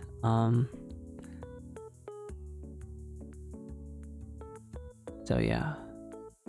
I think for SQL, I think you said you wanted to look into some SQL. I think it's definitely useful. You'll need it for a decent number of jobs. Even if you don't work with databases directly, you'll still need to know at least like a little bit of it. So it's always good to know, you know, to have like a little bit of general knowledge for SQL. It doesn't hurt. And I think it's like relatively easy. It gets complicated like with everything, but it's easier to start off with. Yeah. Closest programming class you took was Intro to Web Design. That's what it started out with for me in high school as well. Because I took that and I was like, damn, this is easy. Like, I'll take Java as well. And I took it and I was like, uh-oh. What's recursion? It's when... Like, okay. I don't know how do I put this in? Like, you know, like, imagine opening a box, right? And then you find another box inside. And then you open that box. And then you find another box inside. And then you open that box. And then you find another box inside. You know, and like so on and so forth, right? So recursion is sort of like that. It's like you write a program. And then the program calls itself. And then that program calls itself again. And then that program calls itself again. And then that program calls itself again. And then you like eventually you have some sort of condition that's like, all right, I called myself like this number of times, time to stop. Because if you don't stop it, you'll get like a memory leak from using too much memory. Because it'll just keep, you know, computers, people think computers are smart, but they're efficient. They're good at doing what they're told to do. So if you don't tell it to stop, it'll just keep going on forever. It won't know to stop. Like a loop created by Satan. Yup, pretty much. That's also what it feels like when you're trying to learn it too, because my brain, it hurt my brain when I was trying to learn it.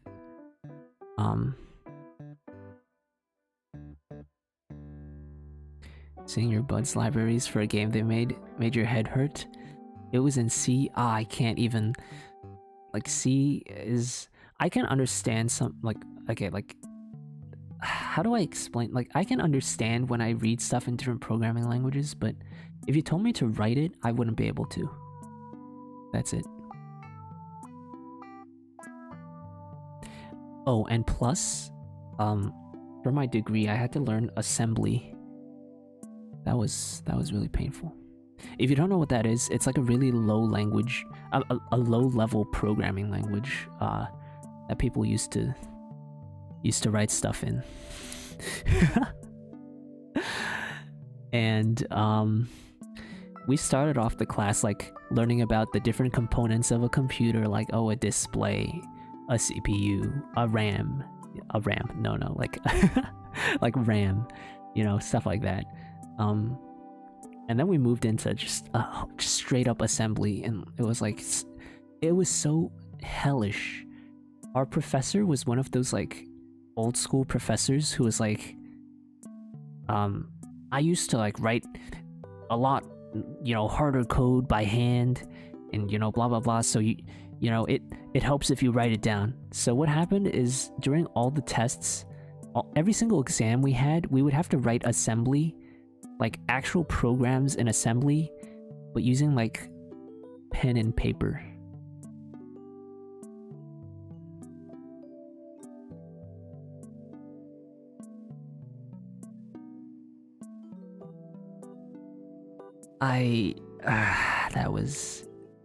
It was like one of my hardest classes I've ever taken. It's like at the end of the exam, your hand would just be like cramped up from everything. It's like, oh god, I had so many calluses from that class. From like, I was also one of those people who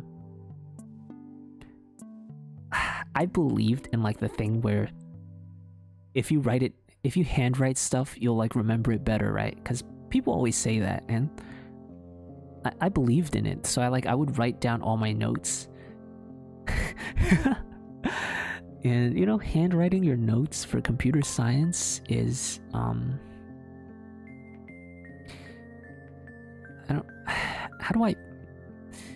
was dumb, basically. I was very dumb. Yeah, and these crusty old professors thinking the old days were better. I mean, maybe for them. I don't doubt it, because you know, they were at their peaks back when, you know, people were writing stuff by hand. But come on, don't make everyone write stuff by hand on all the exams. It's too much. Handwritten. Yep. Imagine writing all this code by hand, like you don't even, I mean, for our homework we got to use the computer for it, but not when it came to tests. You had to write a recursive program on paper in Java for, oh, I just don't understand why do professors do this, where they like make you write code down on paper. Ugh.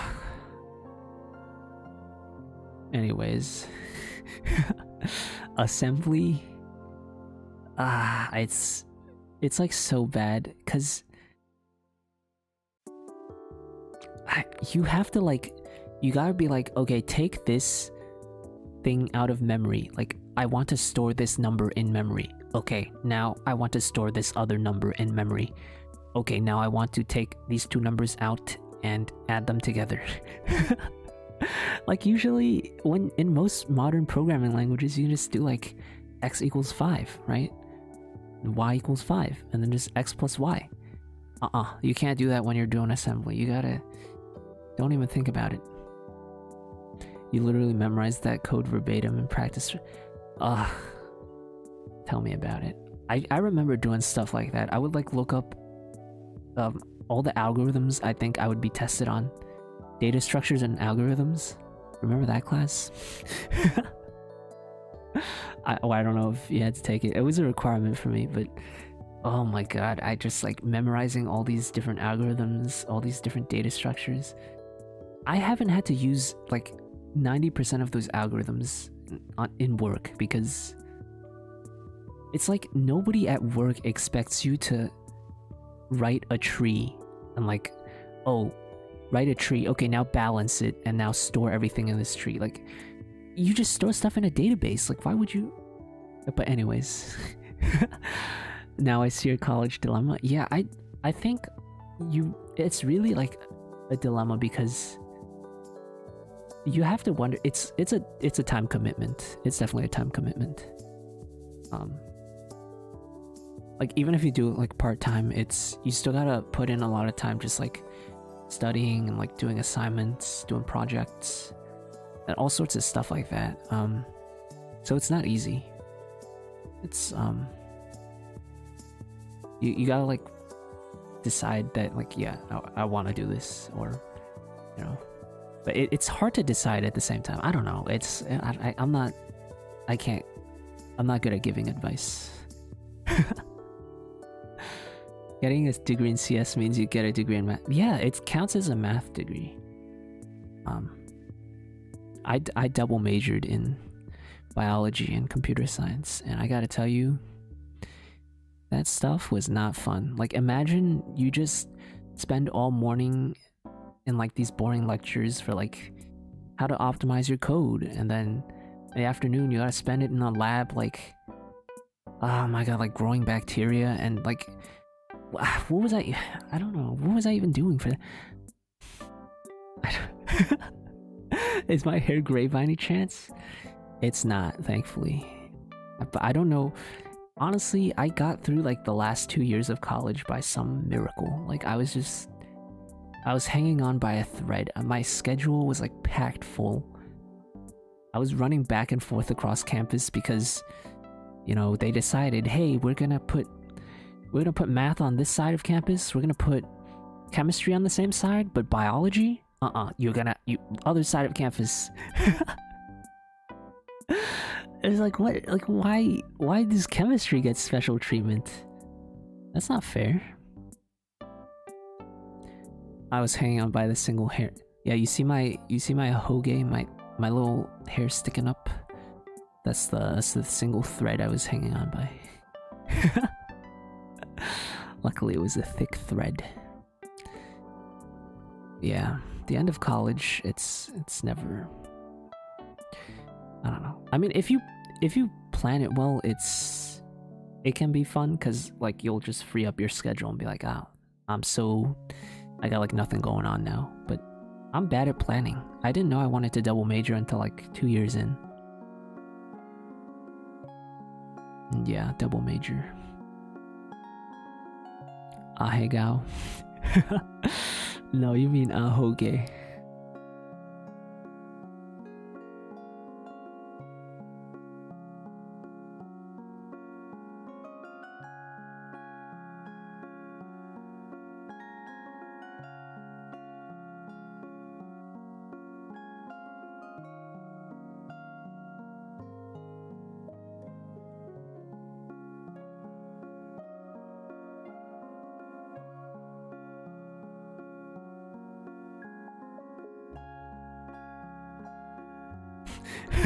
You're making me self-conscious about eating.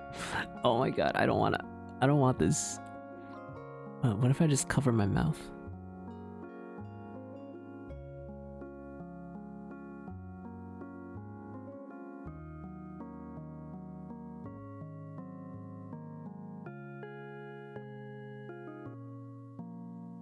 And yeah, what does it look like when I drink water?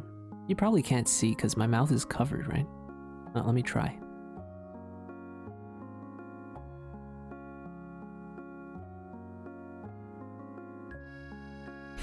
Uh-oh. That was my ahegao. By the way, how you tell those two words apart is do a little impromptu Japanese lesson. So ahegao, right? Kao means face. So but if you put something before it, it turns into gao. So ahegao means like the face when you go ahe. But And that's like the sound that you would make in that kind of a situation. So if you hear ahegao, the gao part means face, kao. And if you see ahoge, right? Aho means like silly, and then ke means like hair, right? Or like a strand of hair. And then ahoge just means like a little silly hair that's like not that's how I remember it anyways. I don't know if that's like a actual valid way to tell people, but yeah.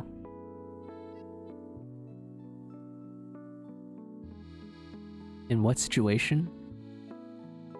It was like the one where I had my eyes closed when I was drinking.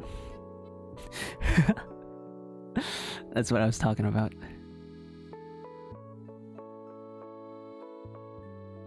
Yeah, it's a little dumb hair that didn't get the memo to like stay down. That's why it's an ahoge.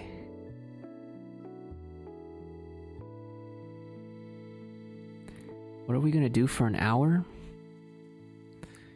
I don't know. Do you think we can keep talking for like another hour? I don't know how much more I can keep rambling.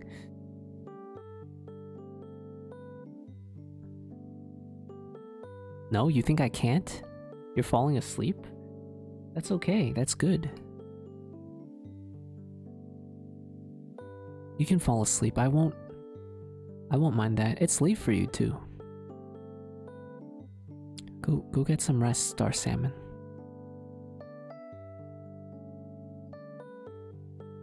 Kanji and Romaji, yeah. Romaji, the Roma part it means like Latin letters. And then kanji means like Han letters. Not letters, like characters. Yeah, Latin characters and Han characters. It means like Chinese characters and Latin characters. You want to try learning hiragana and katakana again? They are, yeah, I think what I would recommend is if you try to learn them, you should try learning how to write them as well at the same time, because that way it really gets like ingrained in your brain, not just like reading them. Because I took a college class in Japanese, and I tried learning it before and it never really stuck with me until that class. And when I had to like write everything down, it's sort of like it just like actually deeply ingrained into my head. Jalix, wait. What's happening? We're just talking about some Japanese language. You made more strides writing it previously? Nice. Yeah, I think for I don't want to say like okay, for character-based languages, I think it's more useful to write them down to like actually memorize it. Because if you have an alphabet, it's sort of easier. You just memorize how it's pronounced and you sort of like spell it from there.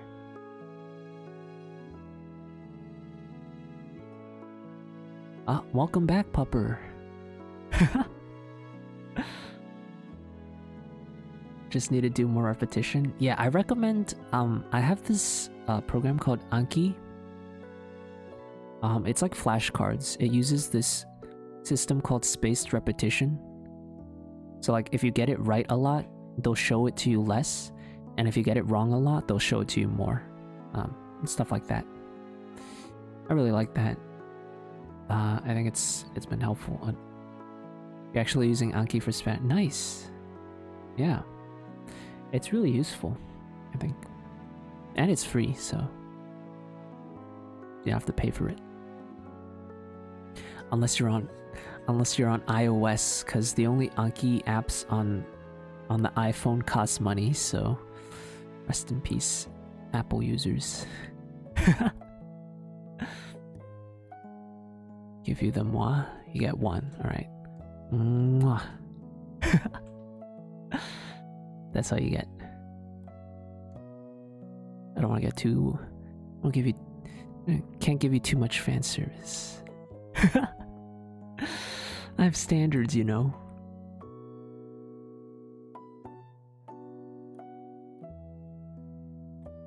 Ooh, you're trying to learn Korean in Duolingo? Yeah, me too. The thing is, I'm trying to practice Japanese at the same time. I'm learning Korean in Japanese. That's like an extra challenge for me, but I'm at that like level in Japanese where I can like read most stuff without too much issue. But like if you ask me to speak it or write it, then that's where the problem comes in. Cause like I said, I practice with like flashcards, so I'm good at like recognizing the words and like reading them, like knowing the meaning, but like coming up with the words off of my own head, it's a lot harder.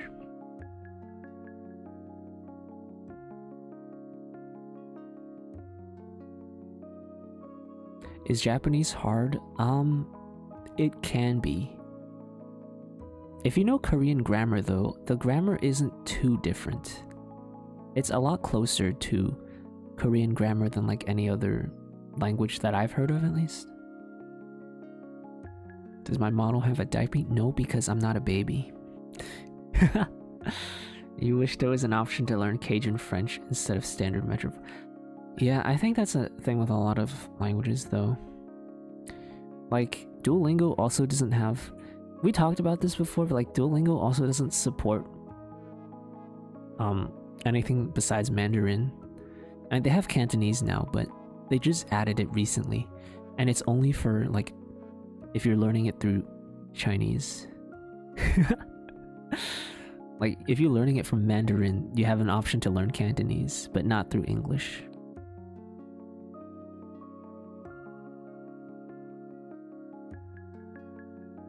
It'll be a lot easier to interact with Japanese content once you learn the alphabet. For sure, yeah. For sure. The one difference between Japanese and Korean is that for Korean, on the most part, they don't really use like Chinese characters anymore. Like they still use it a little bit, like a very teeny tiny little bit. But mostly for like country names and like, you know, you might see it on like the bathroom sometimes for like men or women. Or like, you know, packaging and stuff like that, but like not really most of the time. But with Japanese, it's like it's still everywhere, and yeah, you got to be prepared to memorize all of those kanji, otherwise people will look at you like, oh, why is this, you know, you're at like a kindergarten reading level otherwise, like unless you learn kanji.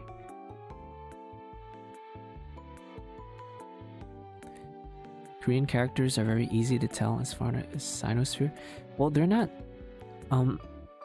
Sinosphere characters because Hangul is actually like, it's like a native Korean. Okay, it was obviously, it had influences from like neighboring written scripts, but it's pretty much like catered for like native Korean words. But if you're talking about like Korean vocab, then yeah, a lot of it is like I'll hear the word and I'll know what it means, because like I know it's like a word in Chinese as well. I'll be like, oh, I recognize that word. That's not the same for Japanese though. For Japanese, it's like the opposite. Like I'll read the word and I'll be like, oh, I know what that word means, but like if I just heard that in a conversation, that wouldn't click for me. Because the pronunciation is like, just like way too different sometimes.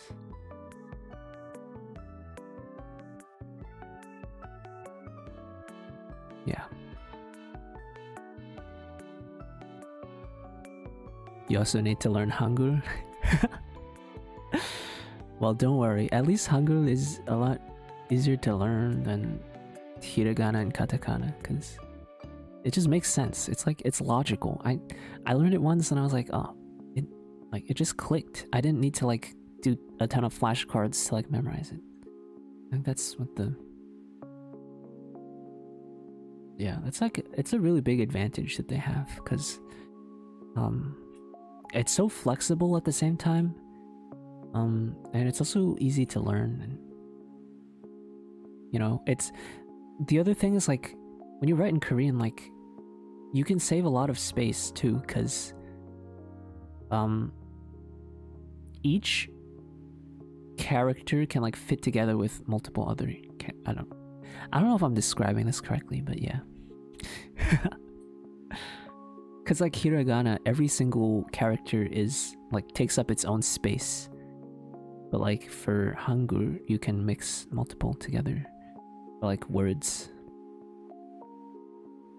You mean within the Sinosphere in general? You know the alphabet is just specifically Oh, okay, I see. I mean, wouldn't you think that Vietnamese is the easiest though? Because that's written in like... I don't know, with like...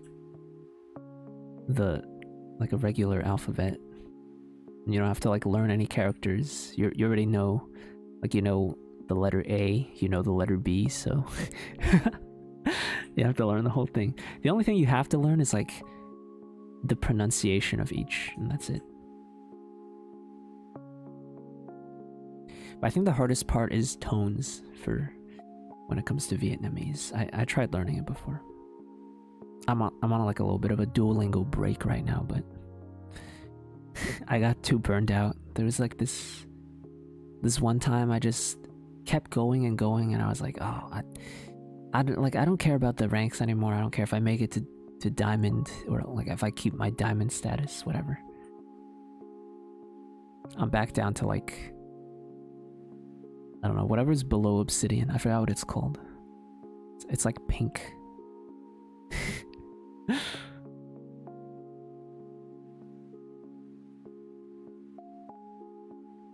The native English alphabet died, and we decided to use jury-rigged Roman letters to our barber. Well, it's unique, and it's also really...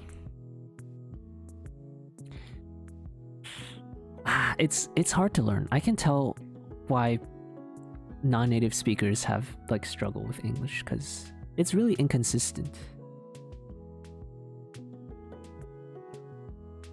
There's no like one general rule. Like every single rule that they come up with, there's always exceptions to it. They're like, oh, there's this rule, but you got all these other exceptions to the rule. You know, so like, so it's not a rule then. It's just a suggestion.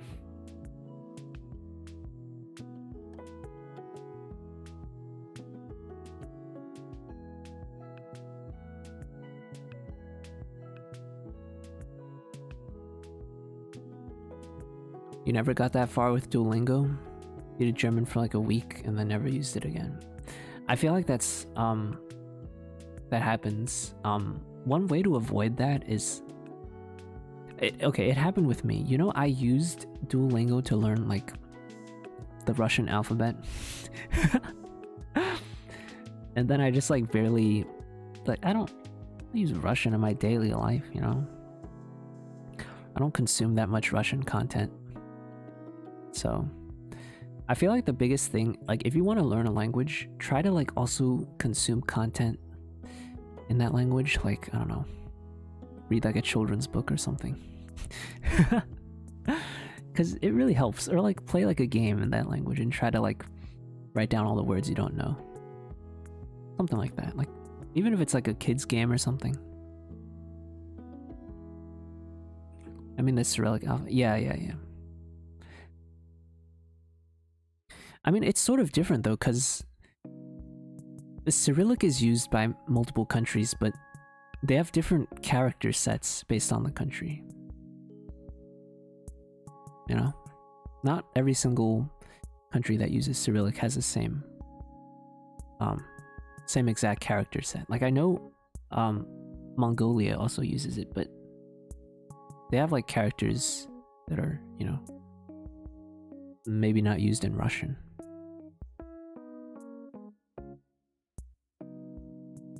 So that's why I made the distinction, because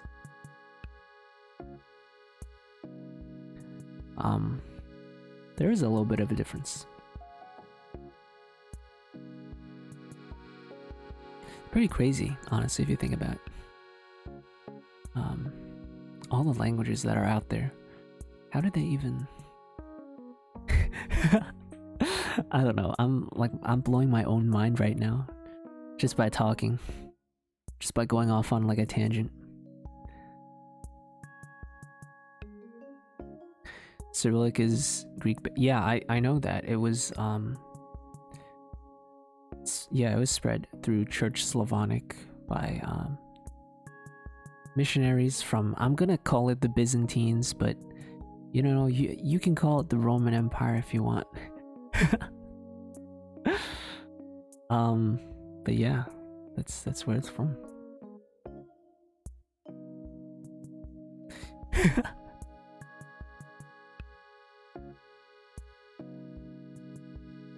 Am I hydrating? I am. I'm trying to.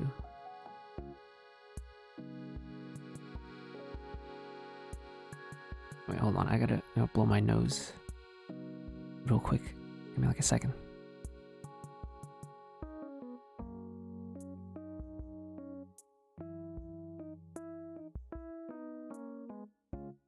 Damn, my face tracking was doing some weird stuff. I should get up close in your face? Alright. Watch this. Watch this, Star Salmon.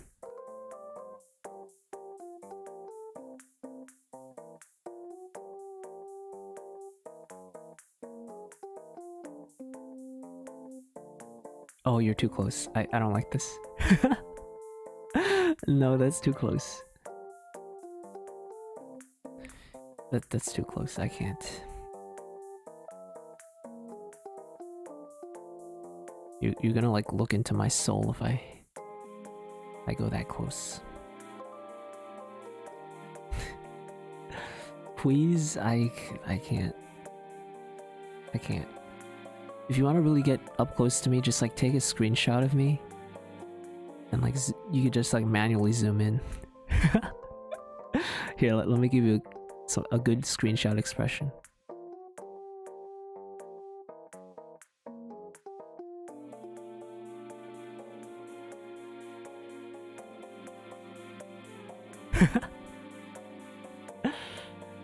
How do you like that?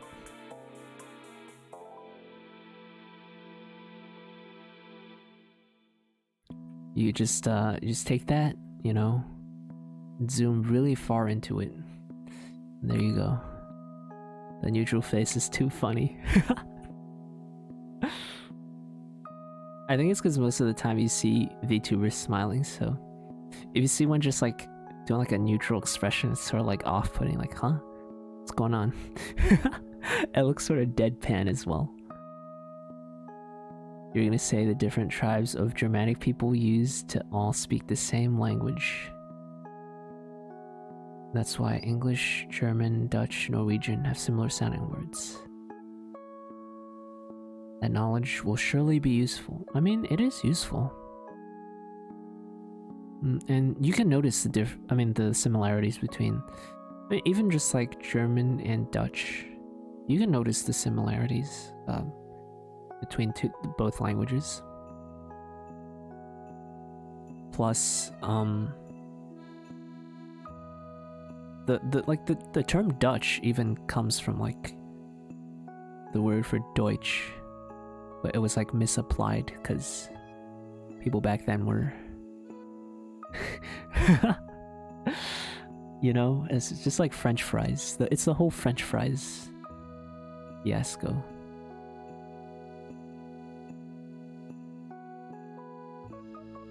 Which actually come from Belgium, so just because they speak a language that sounds like French doesn't mean they're French. Would you look at that? Imagine that. Oh my god. When the Normans invaded, everything changed when the Fire Nation attacked. Have I heard of a Dutch baby pancake? I haven't. What is that?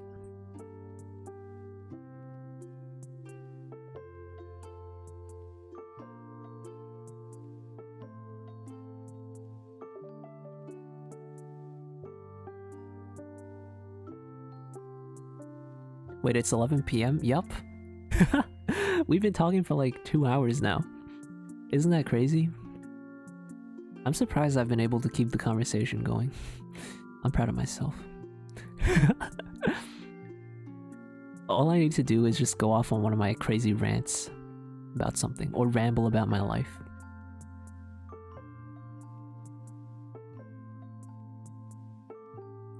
Does firebending moves? Oh no. Oh no.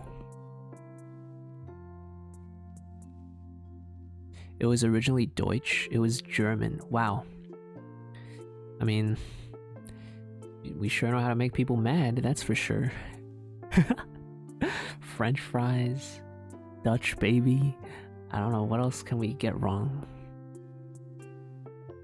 A lot, apparently.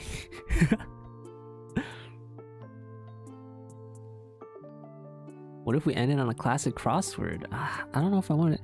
Do I want to do a crossword on like my debut day? That would be a little, you know. Although, I mean, it is me, so it's like I'm being true to myself, but I don't know.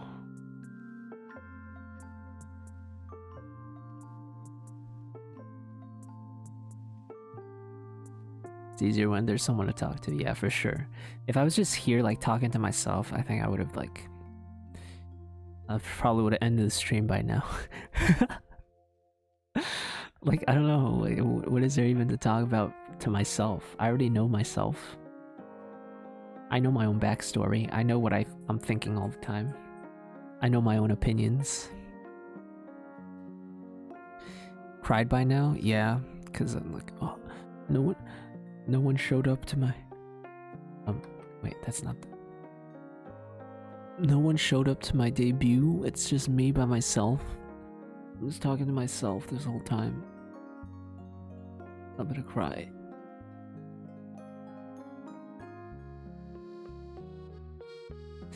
But, I mean, thankfully you guys all showed up and, you know, talking to me. Giving me something to talk about.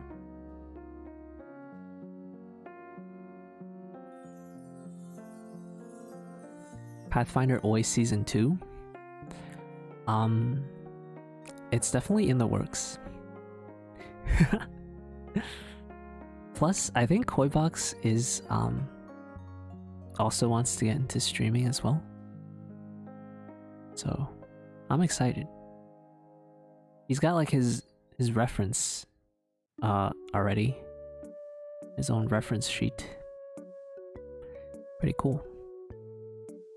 Live podcasts. Maybe. I mean, would you be into that? Just watching two live 2D models talking to each other about Square Enix and Blizzard. That's my biggest thing is like, anytime Square Enix does something, I'm just like, I'm always on their butt about it. Like, the fact that their president or like CEO was like, oh, we're investing more in like blockchain technologies. Like, what does that even mean? Like, you're a gaming company. You make most of your money from games. Blockchain is like dying, and he's just like, oh, well, blockchain is just misunderstood. Well, I mean, it's true, but are you doing anything to change it, or are you just iterating off of the same stuff that already exists? What even is blockchain? Exactly. But yeah, that's just a taste of the stuff you can expect. I get really passionate about talking about that sort of stuff. I think like, I mean, I don't know if you've heard of the company Nexon. This is something that I talked about on the podcast as well, but I think they did like a $1 million investment into Bitcoin one year. And you know how Bitcoin crashed lately, right? I think they lost like... They said they lost like 75% of it. Like $750,000. I mean, yeah. I don't know. It seems like a good use of money. Just throw away like 700k.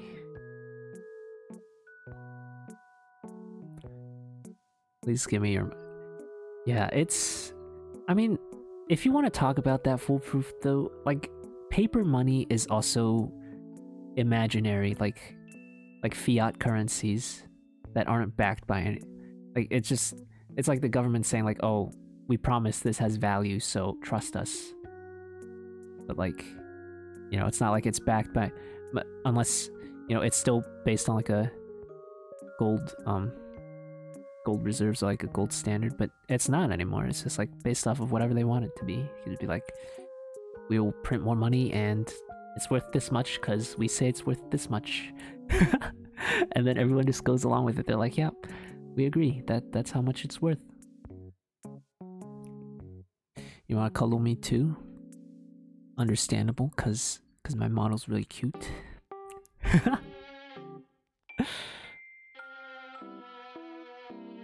Yeah, that stuff is spooky. I don't like thinking about it. Okay, and I apologize for talking about this sort of stuff. I don't know if it's like too... I don't want to get too real, you know.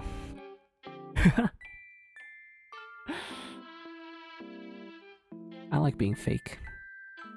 I mean, not that I'm fake. It's just like I try to avoid stuff like that. It's interesting to hear.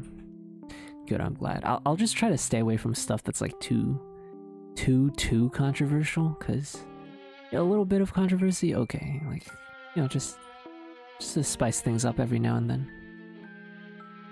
IRL, do I want to cuddle my model? Yeah. Did you even see me? Huh? Are you looking at me right now? How can I say no to this? How could I say no?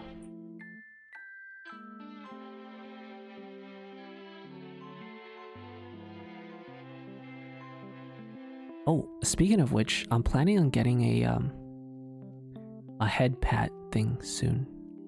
I found out a way to add that in VTube Studio, so once I figure out how to like link it to a redeem, you're gonna be able to give me head pats. You know, play with the zipper too.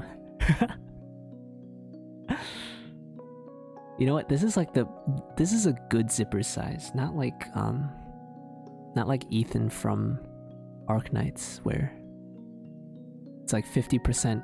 It's like the same size as his face.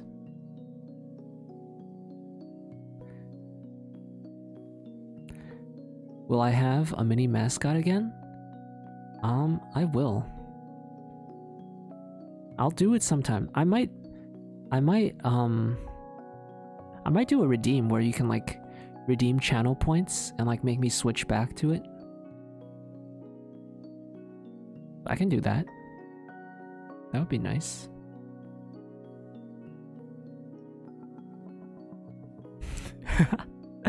Oh, that's my boy. I was confused. I was like, what are you talking? How can he be both your... That, you know, that makes a lot more sense.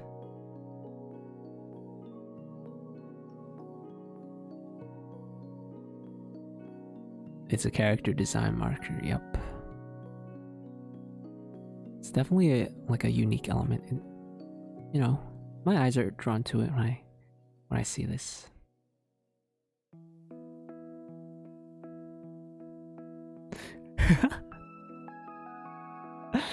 Can't believe you showed up to support your parasocial friends that live on your phone and you got your husbando insult. It's not an insult of your husbando, but more of the size of the zipper that he chooses to wear. And okay, this is getting me started on a whole other rant. people throw like parasocial out there way too often as like a negative thing, but like people have had parasocial relationships even before VTubers were a thing. Like, I mean, parasocial just means like one person like knows about you, usually like the viewer knows about like a VTuber, and then the VTuber doesn't really know who the viewer is. First of all, that's not even true, because I know all of you, because, you know, the stream isn't like super duper big or anything, right? So I feel like I still have like a connection with all of you, separately. It's not like you're just like a bunch of faceless, you know, names and like scrolling. But I mean, you're faceless because I don't know what you look like. But like I know like your personalities, and like I've gotten to know you over time and, you know, talk with you guys. But my point is like parasocial relationships were already a thing. Like, think about all the people fangirling over like Elvis Presley back in the day.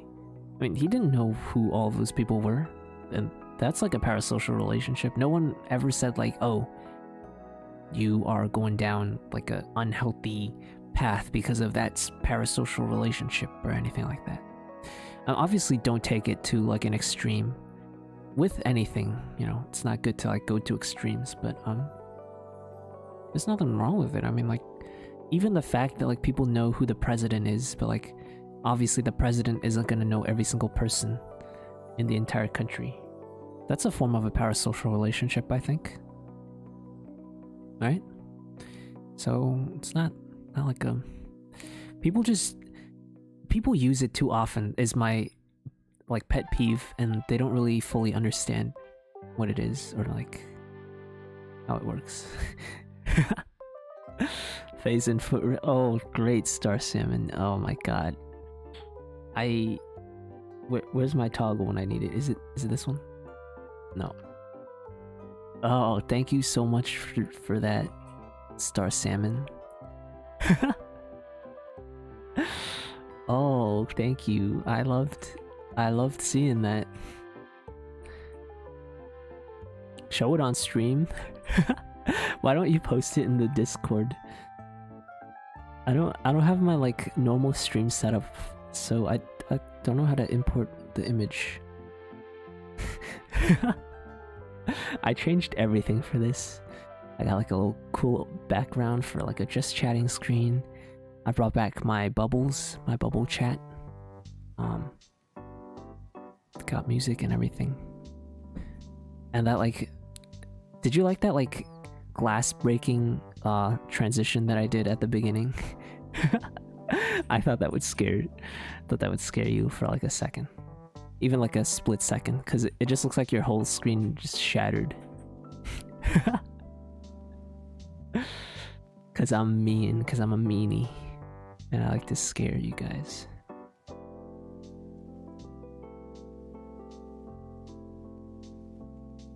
Switch to it? It takes too long to load. I just have it on once, because it takes way too long to play. Like, I click on it and then it like takes like 3 seconds to play. It seems like instant to you because you don't see me pressing the actual button to switch, but it's a little slow.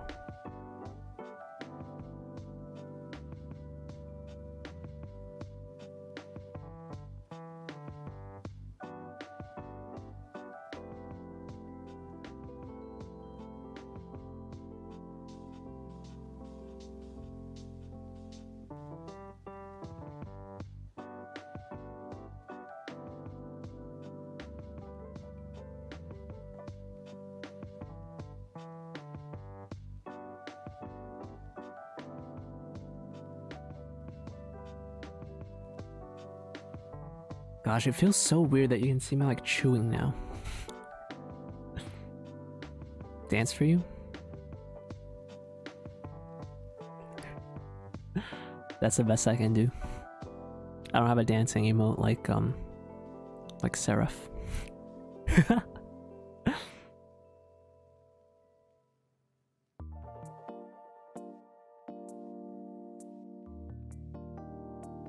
The star was inside each of us all along, J.K. Rowling. Okay, I don't even want to get started on her like more controversial takes lately. Like how she just goes back and like retcons a bunch of stuff and her like personal views on a bunch of other issues, which I don't agree with at all. But the fact that she says like she went back and said like, oh, you know why there haven't like there's no toilets is because like wizards just like teleport the poop out of their body. I read that and I was like what are you on? Like you're on something, like clearly, because who the heck creates like a whole like magical world and then they just come up with like, oh yeah, by the way, they don't use bathrooms because they just magic the poop out of themselves. Like ew. Anyways, I don't want to get into that because I disagree with a lot of her views and a lot of what she said and done, but that's not, we're not gonna get too much into that. Exactly, they just poop themselves and then teleport away. That's so dumb. I don't know. Anyways.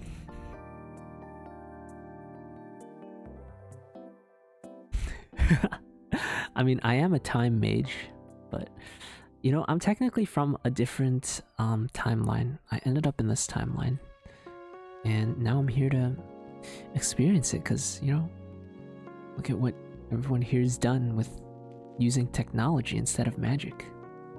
And I think it's great to not have to rely on magic all the time. Or they implode this stuff in their stomachs. That would, honestly, I would be happier if that was what happened. Like, if she said that they, like, magically digest the food and using, like, a spell, I would be fine with that. The fact that she says that they, like, poop their pants and then teleport the poop away, that's what bothers me. Hello, Reg. Thank you so much. Thank you so much. I'm so glad you made it. I poop myself on stream. No way. I would never. Wonder how they poop in Quidditch. I don't even know. I don't want to think about it either. Like, if you're sitting on a broomstick, you know. Cute Boyo, thank you. Wait, let me show you all my expressions. I gotta show off my expressions again. I got a sad face. Yeah, I got this one. It's supposed to be angry, but I look pretty smug. And I got this one.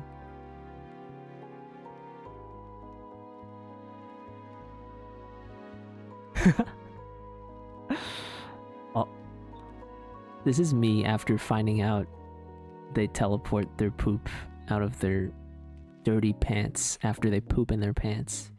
What kind of a retcon is that anyways? This one's my scared one.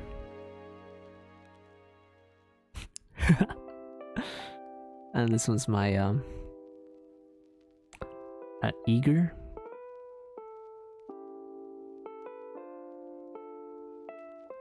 And this one's just a little bit of a blush.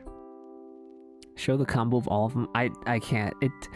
I'm gonna like forget to turn one of them off, I swear. I have them all bound to like different keys and I just like won't remember. What did you just come back to? Don't worry about it, Aru. The phase after I had a good... No! No! Don't say that.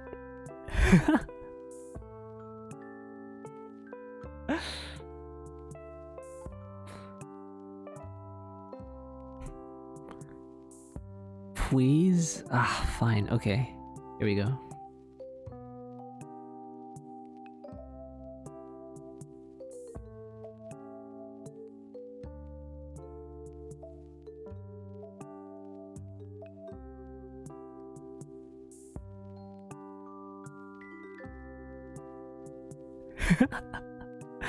Oh my god, I can't even smile. It just looks like I'm shouting.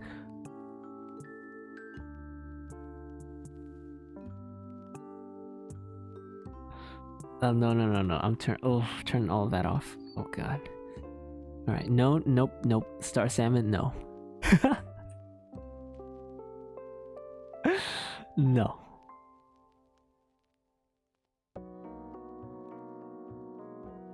Curious, what kind of spells do I know? I am actually. I was about to graduate from my academy before I was working on like my final project for one of my classes. But apparently I messed something up and I'm in this timeline now, so I do know a bunch of spells. I'm a lot older than I look as well, because you know I can freeze time for myself and I don't have to age. Like my quote unquote birthday is only like because people here traditionally have birthdays, so I just decided to choose one. I'm actually You wish. Star Salmon. I am not 26. And you won't know my actual age, but that's fine. I'm old. I'm old enough. I'm old enough that I'm working now after college, so I got that. But not that that's old. Not like 26 is. I don't want to make anyone feel old, but like that's not how old I am. Old enough. Okay, that came out weird. That's not what I meant. You know, my actual, yeah. I don't know. I thought you found out somehow, so I don't know. But just keep that between us, Star Salmon. Yeah, just keep that, and don't go around telling people, or I'll know who did it, because I think you're the only one who knows.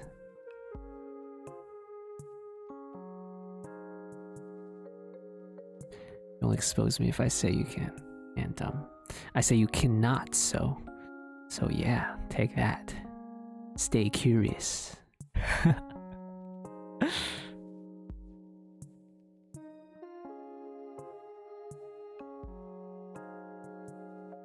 Let me check to see if I got any work messages. I mean, it's super late now, but let's take a look. Just to make sure. Uh-oh.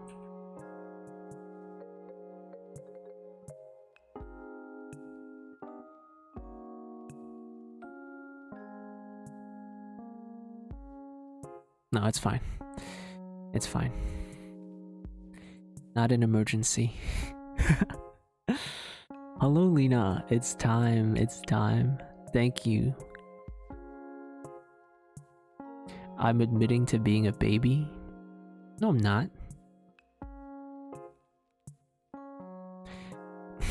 I didn't admit to any of that. You're putting words in my mouth. F them off. I wish that's how it worked, though. I wish that's how it worked. But you know what? I feel like there's enough flexibilities that come with the job that I don't mind like doing this every once in a while. Because like I get to work from home. I get to like roll out of bed. I don't have to like worry about what I'm wearing. Just like roll up to my computer, start work. And like if I take a day off or like 2 days off, they don't ask anything. They're just like, yeah, all right. Just like tell us in advance, so we'll like schedule your work or like your projects with that in mind. Must be nice. Yeah, there's pros and cons that come with working as a developer. And it depends on like where you work as well, because I know some places are not as chill as where I work, and some places are more chill than where I work. So yeah, it really depends. There's no like one size fits all.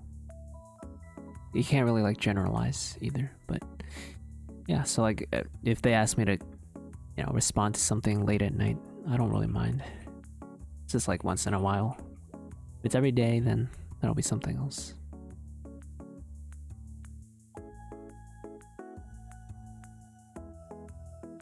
Turn your head, you see something? What?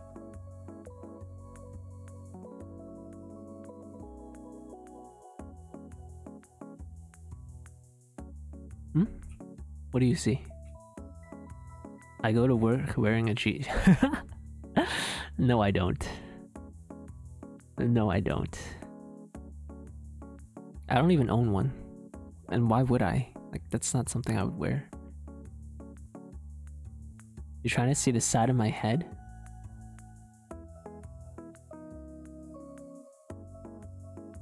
You can see like the back of my hair a little bit, but it's not like super textured or like detailed. It's just there for like, so it, like my back of my head doesn't just like go invisible if I turn my head too much. That would be weirder. You want to play with the cow? You're such a puzzle. You are. But here, you can play with it. Here, let me wiggle it for you. There, watch this. You're like a cat with like string. I'm like dangling a string in front of you.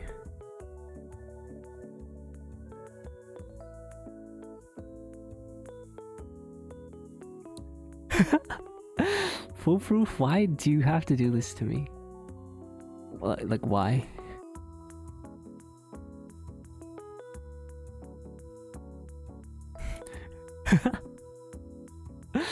Pause. No. Not an uwu moment. You're taking this out of context. That's not how I meant it, and you know it. Pause. Don't worry, no need to pause because it's not sus. Because I'm a wholesome streamer. I never curse and I never act sus on stream.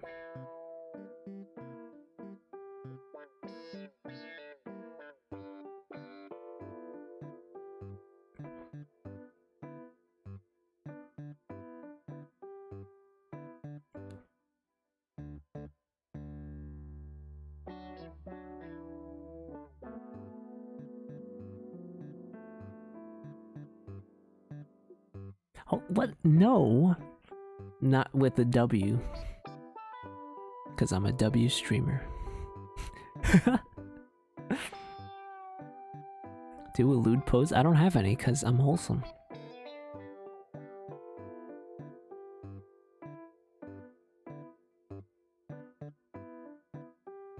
What about the crossword?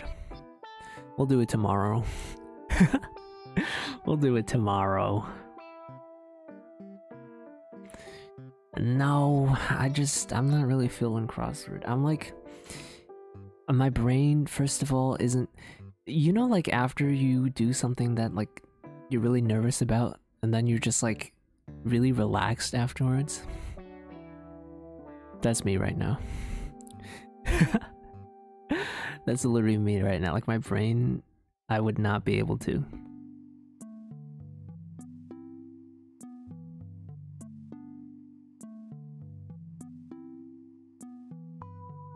We'll do it tomorrow. I promise we'll do it tomorrow, okay? Just wait.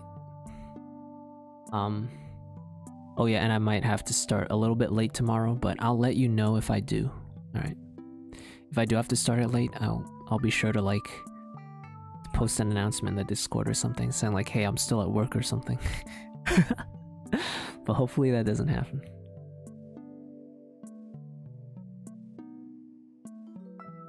Make you a midnight snack? Just go grab an apple. And go nom on that. Speaking of which...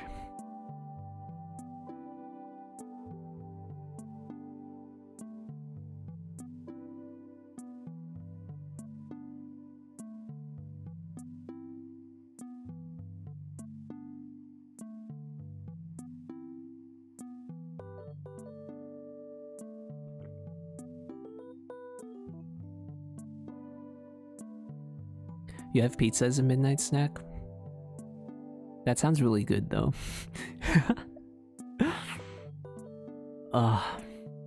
Should I? I know I can't. You shouldn't eat anything, it's too late in the— yeah. People say that you should like condense all your eating times like closer together. I don't know how good advice that is, but like I already do that because I don't eat breakfast normally. So I technically already do that. Munching moment. No, why can you guys see it now?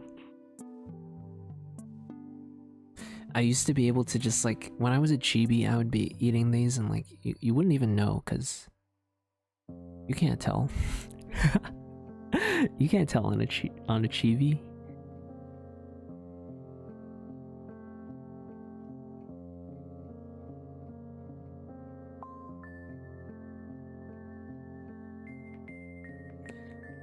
It isn't called fasting, it's called bad responsibility. I just don't— I've never been like that type of person to eat breakfast though. I just don't have that much of an appetite in the morning, so I don't know. I don't know how people do it. Like, how do you get up and like want to eat stuff? I just get up and I feel like if I eat something, I just feel like a little nauseated afterwards. So like, there's too much stuff. Too much stuff in my system. Too early. Making Alex fan. I know what you mean, Star Salmon, but I actually don't think I can do it with this one. Like, I can do it with the Chibi and with the Vroid, but like, this one uses like a lot of system resources. So if I get like another one of this, it's gonna start lagging my computer. I'm pretty sure. You take an hour to get out of bed? Same. Same. I wake up and I just like, I don't know, I get up and read the news. And I scroll through Twitter. I just can't, like, I don't— how do you just get up and like get out of bed right away? That's too crazy. You need to like prepare to get up, especially in the winter too. It's so cold outside of the blankets, and I just want to stay like in bed. I don't want to get up.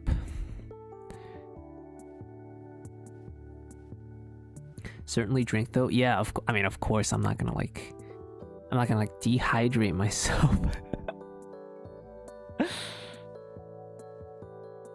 Yeah, I do drink water in the morning, so. Especially because, you know how sometimes you wake up and you get like a little bit of a headache? It's usually because you're like dehydrated and there's not enough like blood going to your brain. Whenever you get a headache, just be sure to, especially if it's in the morning, just be sure to drink plenty of water. It's very important. It really is. It's too cold in the morning. I don't want to get up. Plus, most of the time it's like dark in the morning, especially in the winter. It just feels like it's still nighttime. It's like, why do I have to get up? I don't want to get up yet. Thankfully, I can get up a little bit later now. I used to have to get up at like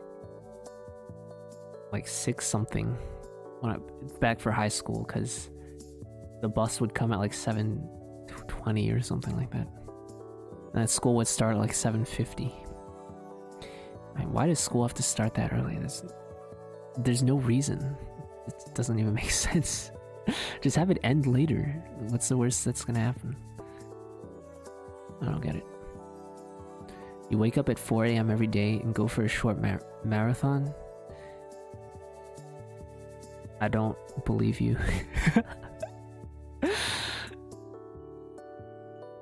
Like, there's no way you stay up until like 2 AM and then wake up at 4 AM. That's not good for you.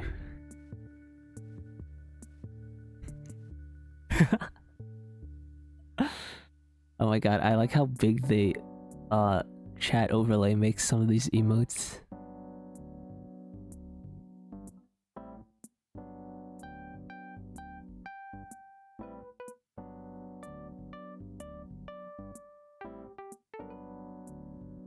You wake up at like 10 to 12. Yeah, same. On the weekend at least. Usually from 10 to 12. Depends on how bright it gets in the morning. If it gets like super bright, then I just like sometimes I can't go back to sleep anymore. Cause I don't know. You know how your brain like associates light with, you know, times of day? Yeah. 10 separate alarms, gang. Bruh, I used to do that, and then I think one time I almost overslept, and that just scared me so much. So now I just like, I only set one alarm only. And I never snooze it. Like once it goes off, I have to like physically get up and like sit up. I learned that the hard way. I just that was way too stressful. Like I woke up, I was like, oh my god, I have like 20 minutes left. I gotta get to class. I ran to class. I made it on time, thankfully, but that was too close of a call. It was my fault though. I used to sleep at like 3 a.m. or 4 a.m. sometimes in college, because like I wouldn't have class in the morning like half the days, but other half of the days I would have like an 8 a.m. class. My sleep schedule was so like broken. Like half the time I would sleep really, really early, and half the time I would sleep really, really late. And I would just like alternate back and forth. That was really bad for my body, I think. I can't be good. Same, you run to class from the ground to the 8th floor. Oh gosh. You gotta run up all those stairs. That's not fun. How do you do it? I just couldn't. Especially if, like, imagine you had classes, like one class on like the top floor, and your next class is on the bottom floor, and your next class is on the top floor again. Like, oh, just end me. There's no way I can. And then, but at the end of it, like your legs would be really jacked. You'd have some really buff legs. Would look at you like, damn, like, where'd you work out all those?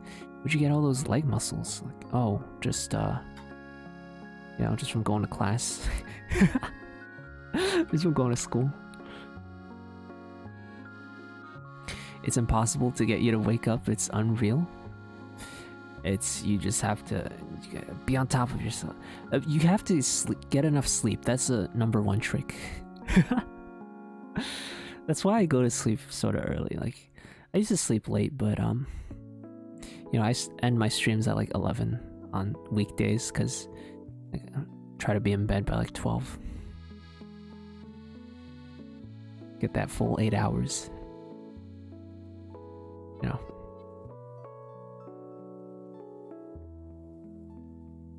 Of course, the buildings couldn't stay in the same side. Yeah. I think they planned it out like that to like troll students. They want to make the campus look busy, right? Do you think, is this like a conspiracy?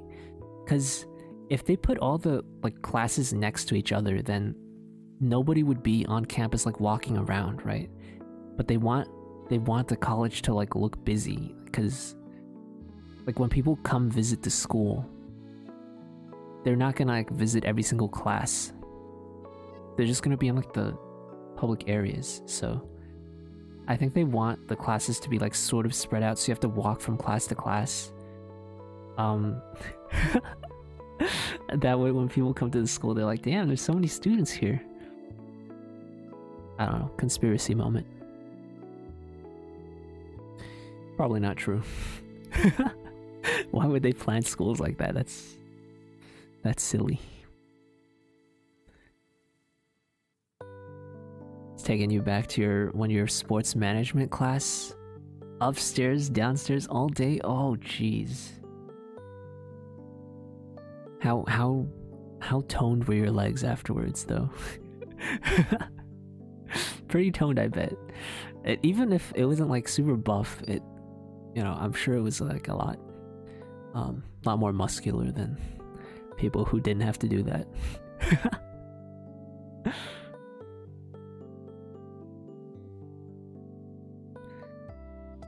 It's already popular for cars to drive through. Dang. You'll be on time. I see your harassment. Okay, fool. Why do you want me to notice that? Oh my god. Why do you want me to notice that? You're so mean, foolproof.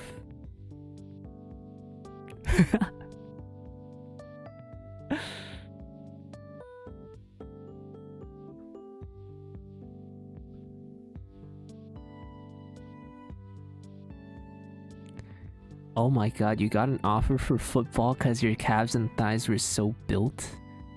I mean, that makes sense. They probably thought you already did soccer. Soccer and football. They're probably like, damn, this guy already does football because look how toned his legs are. But it's like, nope, it's just because I have to walk up and down stairs to class. Like every other class.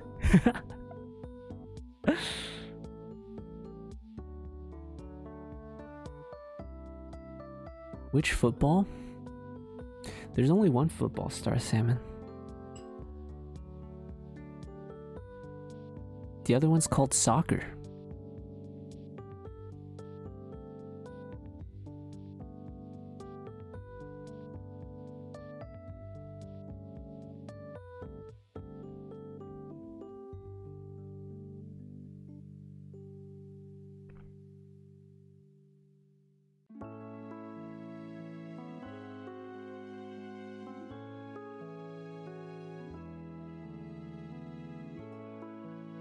Yeah, there's only one football. There's football and there's soccer.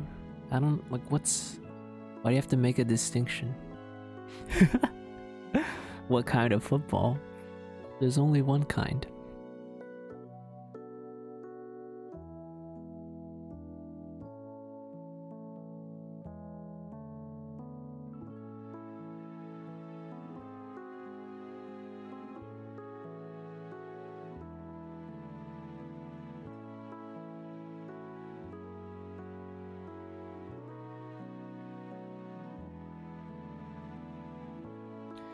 What is soccer in Chinese? I'm not gonna answer that. You're trying to trick me.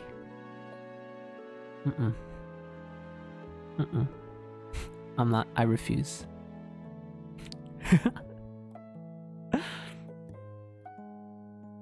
You're hungry, Pupper? What? You too, Pupper? Oh my god, I thought you were gonna... what? What do you mean by this? How do I even respond to that?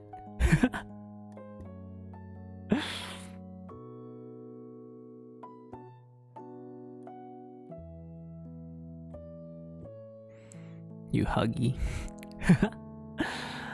I'm glad you guys were happy with the model, because I was really happy when I saw it, and I was kind of nervous to like show you guys, because I mean, I've been streaming with a chibi for like pretty much my entire streaming career so far. You gotta go. Good night, Puffer. We're probably gonna end soon as well, like in like a minute or two. Good night, Pupper. Thank you so much for coming. I'm glad you could make it. Bonks to all of us. We deserve it.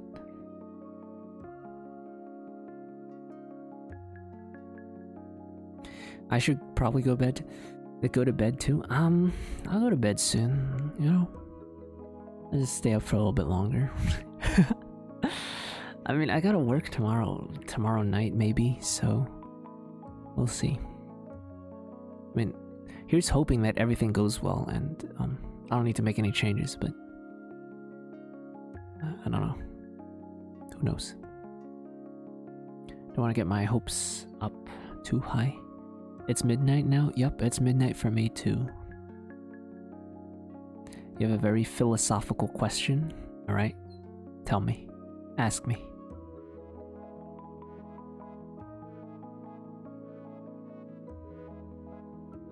What's so? What is love? What is love? Baby, don't hurt me. Don't hurt me. No more. I had to try so hard to not sing that. I can't.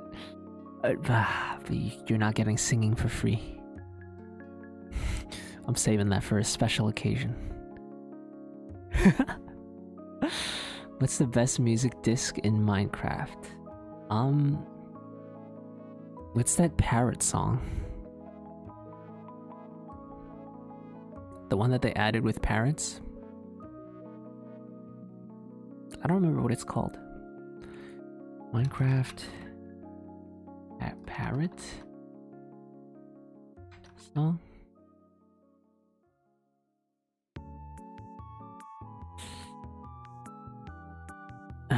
I don't remember what it's called. Other Side? I see. Because I mean, parrots dance to all music discs, but there's like one song that like the meme came from. I don't remember what it's called. I should play Other Side as the final song before, but I don't know if it's like safe to. I mean, it's probably from people stream Minecraft before. No, but I don't have it set up, Star. I don't have everything set up right now. This is like a whole different scene that... Like, I only have the music one set up for my old one that, like, I have the overlay on, but I got rid of that, so... I don't have my, I don't have all my stuff set up the same way. Like, the music you're hearing is coming, like, off of my computer directly, not from a site.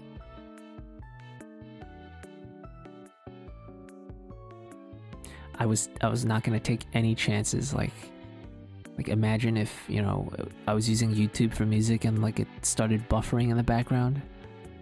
I was like, nope, not taking that chance, just gonna play it right off. Hello, Cheese Man.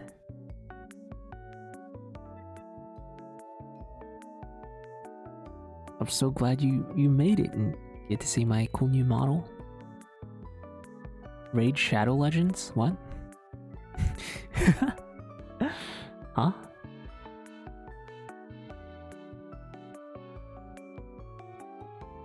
You like the model? Thank you.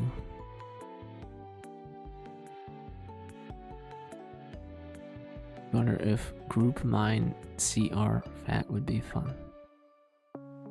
I don't... What? That's like... You're talking like code from... I don't know what that means. Alright. How long am I streaming? Great question. I think I'm about to start wrapping it up for now. We've been talking for like 3 hours. I don't know how I've been able to do this, but... It's all that like excess energy that I've been saving for like this entire week. It's finally here.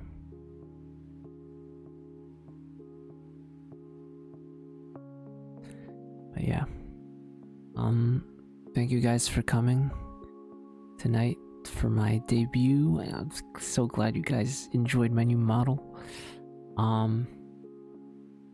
Yeah, I'll go back to like streaming regular stuff tomorrow. I don't really know what I'm gonna stream yet. Maybe Final Fantasy? Maybe. Need the mom one. I already gave it to you earlier. You only get one per stream. No cheating.